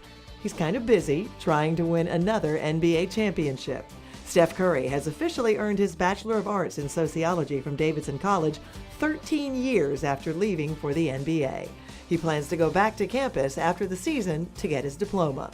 For more on these stories, head over to WWAYTV3.com. I'm Donna Gregory. Have a great day. Happy Monday, everybody. I'm WWAY meteorologist Ramel Carpenter with your Storm Track 3 forecast. Get ready for a hot and steamy one in the Cape Fear as our high temperatures climb into the upper 80s away from the coast. We'll see a mixture of sunshine and clouds, and closer to the coast, we'll reach the lower 80s, and our rain chances really don't pick up until after dark later this evening as a cold front tracks into our area, bringing us a few showers and isolated thunderstorms, some of which could be on the strong to severe side, bringing damaging winds as the main concern. Get your full forecast on WWAY and WWAYTV3.com.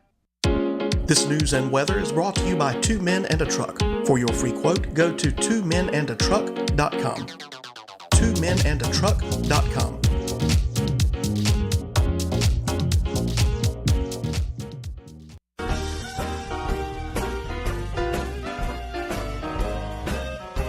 This is Radio Free Dixie, and I'm Mark Allen. We often hear people complain about fake news, but fake history is just as bad. The impression that many people have about the Old South is the result of fake history. For example, have you ever wondered why it was okay for 13 American colonies to secede from England, but wrong for 13 Confederate states to secede from the United States?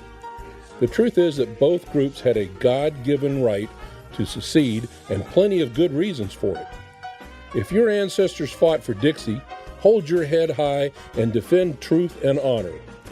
That's what real men do. Join the Confederate Legion, sponsored by the Sons of Confederate Veterans. Go to MakeDixieGreatAgain.com. That's MakeDixieGreatAgain.com. Join Big Talker Network is as easy as asking for it. Program your digital home assistants such as Google Home, Alexa, and Siri to stream Big Talker Network content by simple voice command. Enjoy convenient hands-free access to program whenever you want, however you want, by asking for Big Talker. Welcome back, ladies and gentlemen, to the Asylum, your refuge in a world gone mad. And our guest this morning, joining us from the Grassroots North Carolina organization, grnc.org, Paul Valone, the host, producer, director, and wonderful voice behind Guns, Politics, and Freedom that airs on Saturdays at 1 p.m. I don't even have my own schedule memorized. I'm working on it. Welcome to it, Paul. Thank you very much. And Sunday at 5, and I think you said you run at 11 o'clock during the week. Is that right? Yes, sir. It's an Alrighty. aggressive rotation schedule, so if you missed it, it's not our fault. Well, speaking about guns today, we have a horrific situation in Buffalo that we probably ought to discuss. And some lessons from that mass shooting that I think are probably a little different than other people will take away from this. Of course, we've now got people screaming for gun control again. I'm sure this will add impetus to Joe Biden calling for assault weapon bans and red flag laws, among other things, probably universal background checks. But we kind of have to look at the environment in which this guy committed the crime. He was from Broome County, near Binghamton, and drove apparently a couple of hours to Buffalo in the western end of the state. Now, understand something about New York State, and I was a resident of New York State, unfortunately. As a matter of fact, I call myself a refugee from New York. I left The in escape from New York. You're the original Snake Plissken. Yep. not quite that deranged. Yeah, maybe so. Something like that. Anyways, when I was in New York, even back, in the 80s, I had a New York State pistol permit, which I got only because my father was a friend of the chief of police in our little town, and he shepherded my application as I went. This is just to buy a handgun. I got my FBI background check, my fingerprints, my character references. I filled out my application, and it asked for a reason for you to buy this handgun. And he said, whatever you do, don't put self-defense. They will deny it because, you see, it's a discretionary system. Wow. They don't have to grant it. A judge decides whether or not you need this handgun. So did you put down, like, for food? Hunting and target. Ah. And so on the chief's advice. And so when I got the permit, the district court judge deigned that, yes, I could have a permit. If he decided that I didn't need one, he could deny it. And then when I got my permit, it was stamped hunting and target, meaning that the only place I could have the firearm was taking it directly to or from a sporting activity. The back of the permit listed the make, model, and serial number of every handgun I owned. Extensions are available if you need them. Right. But you had to go to the permitting office, add this gun to your permit before you could go pick it up from the dealer. Now, that was back in the 80s, okay? In 2013, New York passed what they call the SAFE Act, which originally limited magazine capacities to 7 rounds, and also banned so-called assault weapons, semi-automatic firearms with some military appearance type features. Understand that the assault weapons we're talking about are not fully automatic weapons, okay? And they're using that phrase to confuse you with assault rifles, which are actually military weapons that are select fire. They are machine guns. You pull the trigger once and it will fire multiple rounds. Those have been essentially banned from personal possession or restricted since 1934. All right. So wow. We're talking about semi-automatic firearms where you press the trigger once, it fires 1 round. They are functionally identical to common hunting rifles. Matter of fact, they are common hunting rifles. Okay, that so makes anyways, sense. The SAFE Act, passed in 2013, did all of this and more, required existing rifles to be registered, and it did a whole bunch of other things. Now, the original 7-round limit, one thing, funny note, they forgot to exempt the police from the magazine capacity limit. And so, in theory, all these police carrying 17-round Glocks were supposed to only load them to 7 rounds. When Michael Bloomberg brought one of his demonstration in a can through Raleigh here, the No More Names tour, calling for gun control, of course, he brought lots of guns with him, namely New York City police officers acting as security. Wow. And I collared one of them. I said, so, you guys just passed the SAFE Act. Uh-huh. And you forgot to exempt the police from the 7-round magazine limit. Uh-huh. So you guys downloading your magazines to 7 rounds? Uh-uh. Yeah. Laws for me, but not for thee. I got it. Yeah, anyway, that's par for the course. And they eventually struck down the 7-round limit, and it became a 10-round limit, which now it does exempt the police. So they have a 10-round magazine limit. They ban assault weapons. And by the way, they also have red flag gun confiscation in New York. Red flag laws, basically, if somebody declares you dangerous, okay, an ex-wife or a domestic partner, or in some cases even the police or a coworker, if you happen to live in California, or an arrest record, they decide they think you're dangerous, and so they get a red flag gun confiscation order. The problem here is that they can do this in an ex parte hearing, an emergency hearing, some cases 24 hours a day, in which the defendant doesn't even know that this procedure is going on, much less get a chance to defend himself in court. This sounds like a family court thing, too. I mean, parallels. They use ex parte hearings for domestic violence restraining orders. Yes, absolutely. Or in what is in North Carolina 50B order. So, in any case, oftentimes the first time the gun owner is aware of this is when the police show up at his door to confiscate his guns. As a matter of fact, a guy in Maryland a few years back, the police banged on his door at 5 in the morning. He showed up with a gun in his hand because it's 5 in the morning and somebody's knocking on his door. And he wound up dead. I call it death by red flag law. Wow. So understand that this crazed individual who was racially motivated and had written apparently a 180-page manifesto, and he's 18 years old, his brain isn't entirely formed, but somehow in a state which bans assault weapons, he has an assault weapon. In a state which bans magazines with more than 10 rounds capacity, he has a magazine or multiple magazines with more than 10 rounds capacity. Although the police have previously interviewed him and even committed him to a hospital for a day for making threats, there's no red flag gun confiscation order against him, even though that's an opportunity. What we have here is the utter and complete failure of gun control. Everything they tell you about what they are passing is a lie, because the only thing gun control does is to restrict the law-abiding.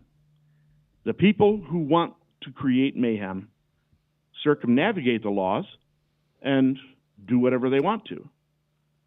So when you hear Biden and company from now on screaming for more gun control so that we can keep America safe, ask them, why didn't this gun control keep these people safe? And what's more, I maintain that that's lesson 1, by the way. Okay. Lesson 2. I maintain that what the left so often does is to create a problem. Okay? For example, in the 2020 elections, they created disinformation about Hunter Biden's laptop being Russian disinformation, and then censored everybody on Twitter and Facebook and various social media platforms that tried to talk about it. So now we have a problem with disinformation. So how does the left solve this problem that they created? Why? By creating a disinformation governance board, of course. Anybody ever noticed yet that the DGB sounds a lot like the KGB? Just saying.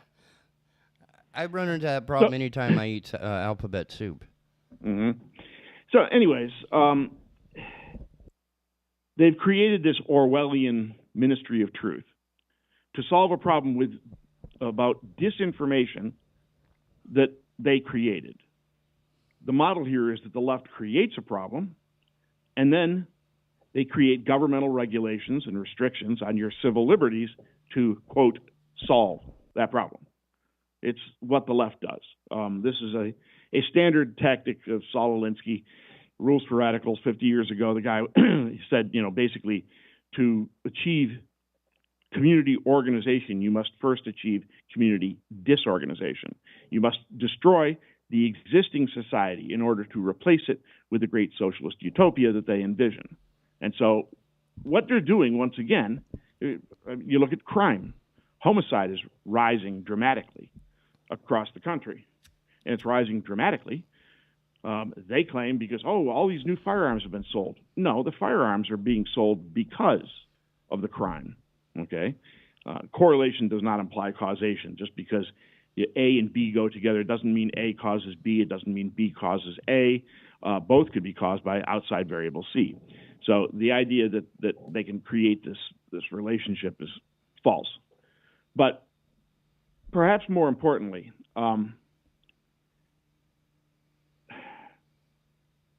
they work to create this disorganization that they can go in and solve with more governmental control. Now, look at what is happening to race relations in this country right now. We have the left screaming about supposed systemic racism, particularly in the police. They've demoralized the police, which of course is one of the reasons that crime is increasing.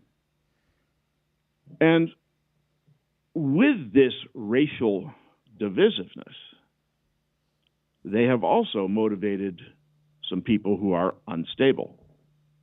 People like this guy in Buffalo. People who are looking for a grievance, and the left just gave them that grievance. They give him the grievance, the guy acts on it because he's unstable to begin with, and he goes out and kills, I believe, 10 people.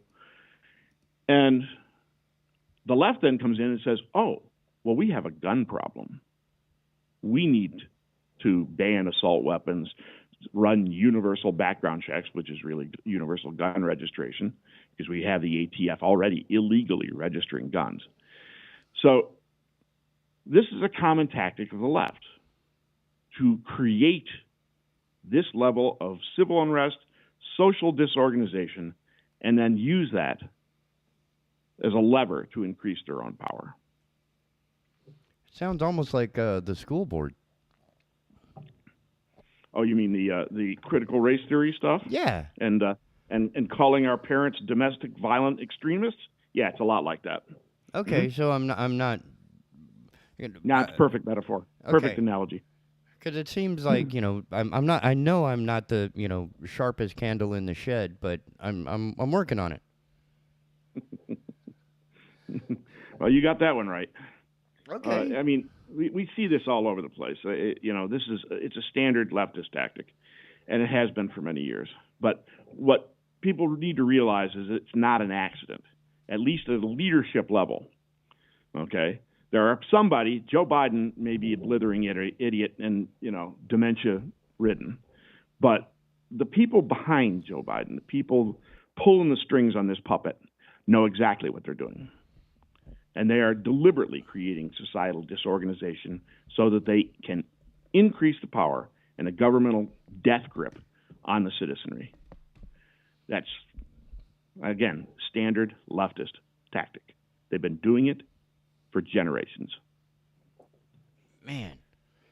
And this is some of the material that's generated and published at the GRNC, or is this Guns, Politics, Freedom specific? Yeah, this is Guns, Politics, and Freedom material more than Grassroots North Carolina. Grassroots North Carolina tends to focus on Bill of Rights issues, but this is the stuff that I've been writing, about in my book, Rules for Anti-Radicals, a practical handbook for defeating leftism, which people can find at rulesforantiradicals.com.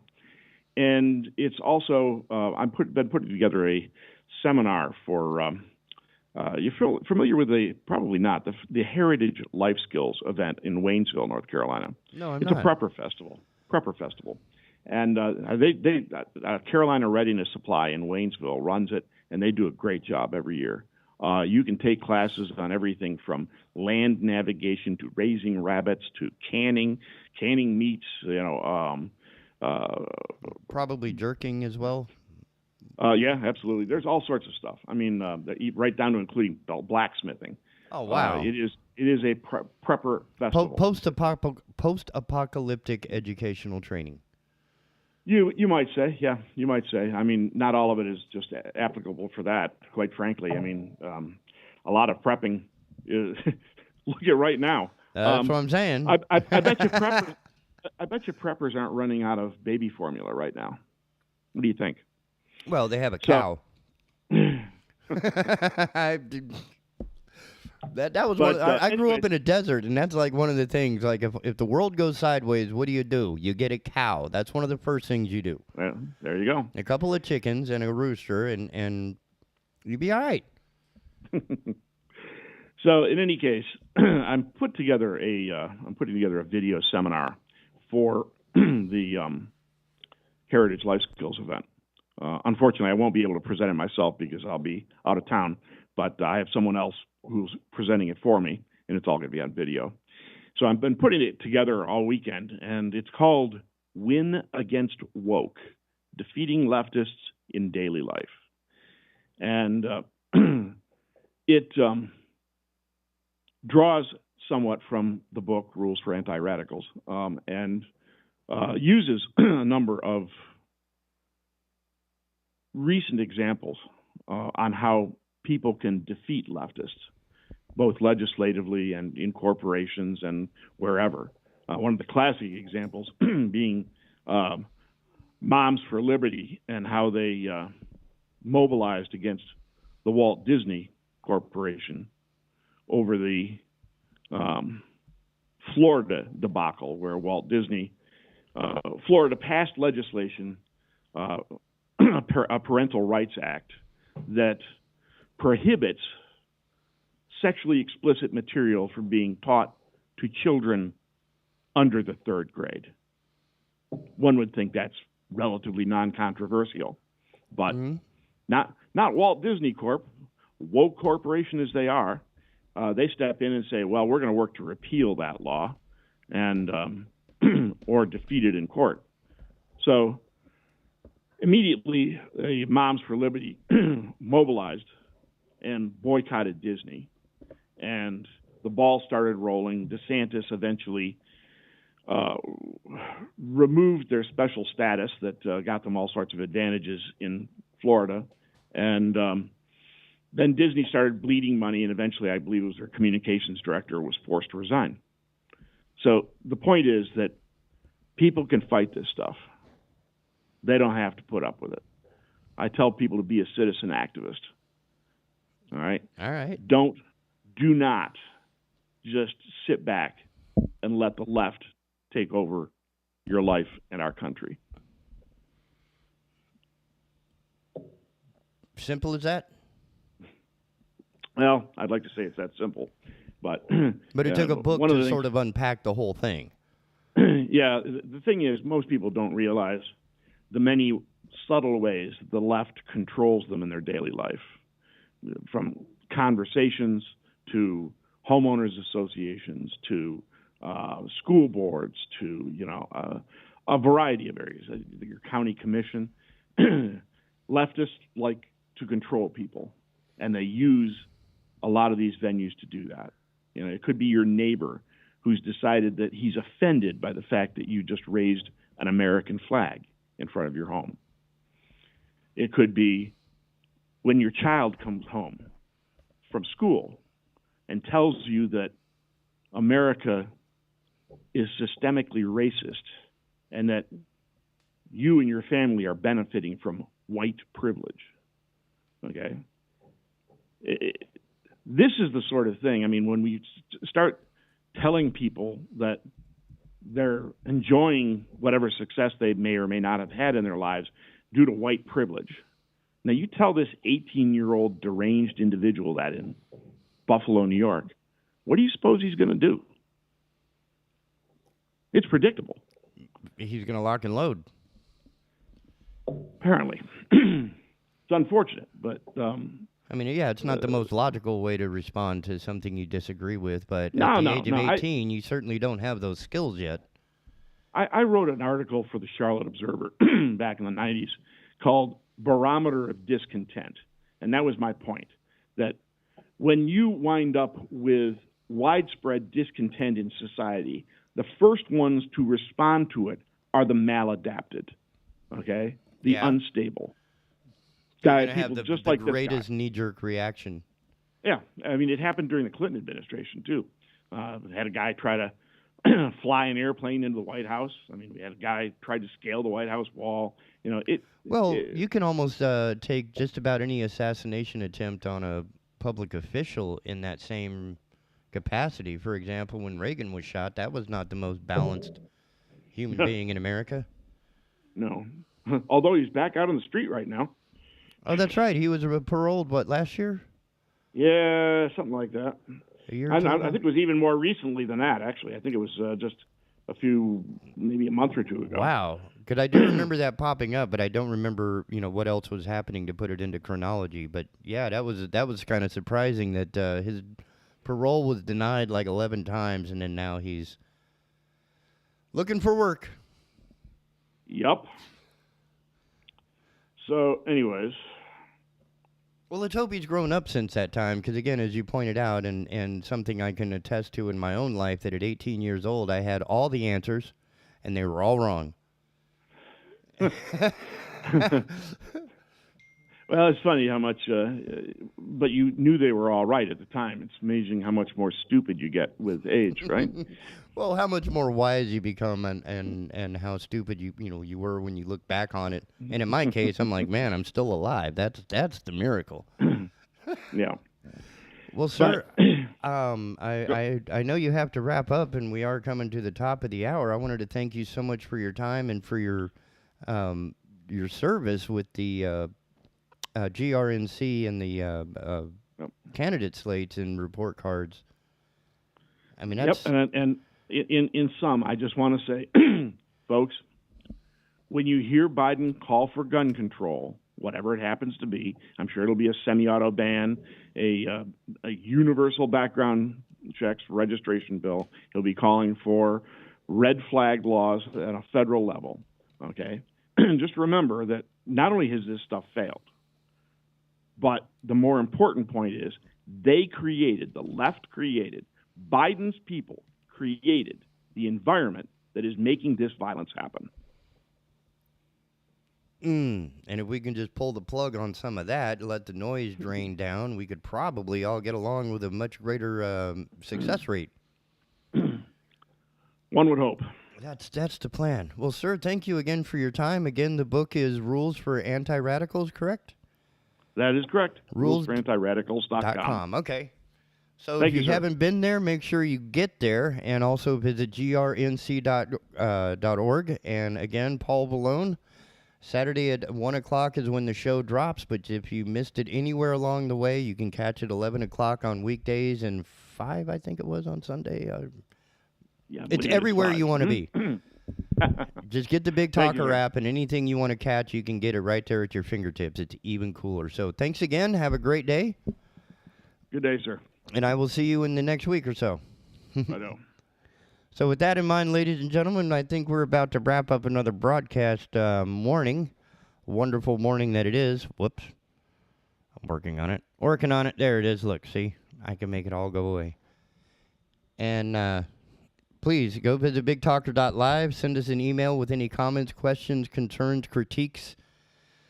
And we can't get better without your help. So please go visit the website, download the app for Android and iOS devices, and stay tuned for Consumer Choice Radio from the amazing genius of Yael Osowski and David Clement. And we will see you tomorrow right here on the Asylum, your refuge in a world gone mad.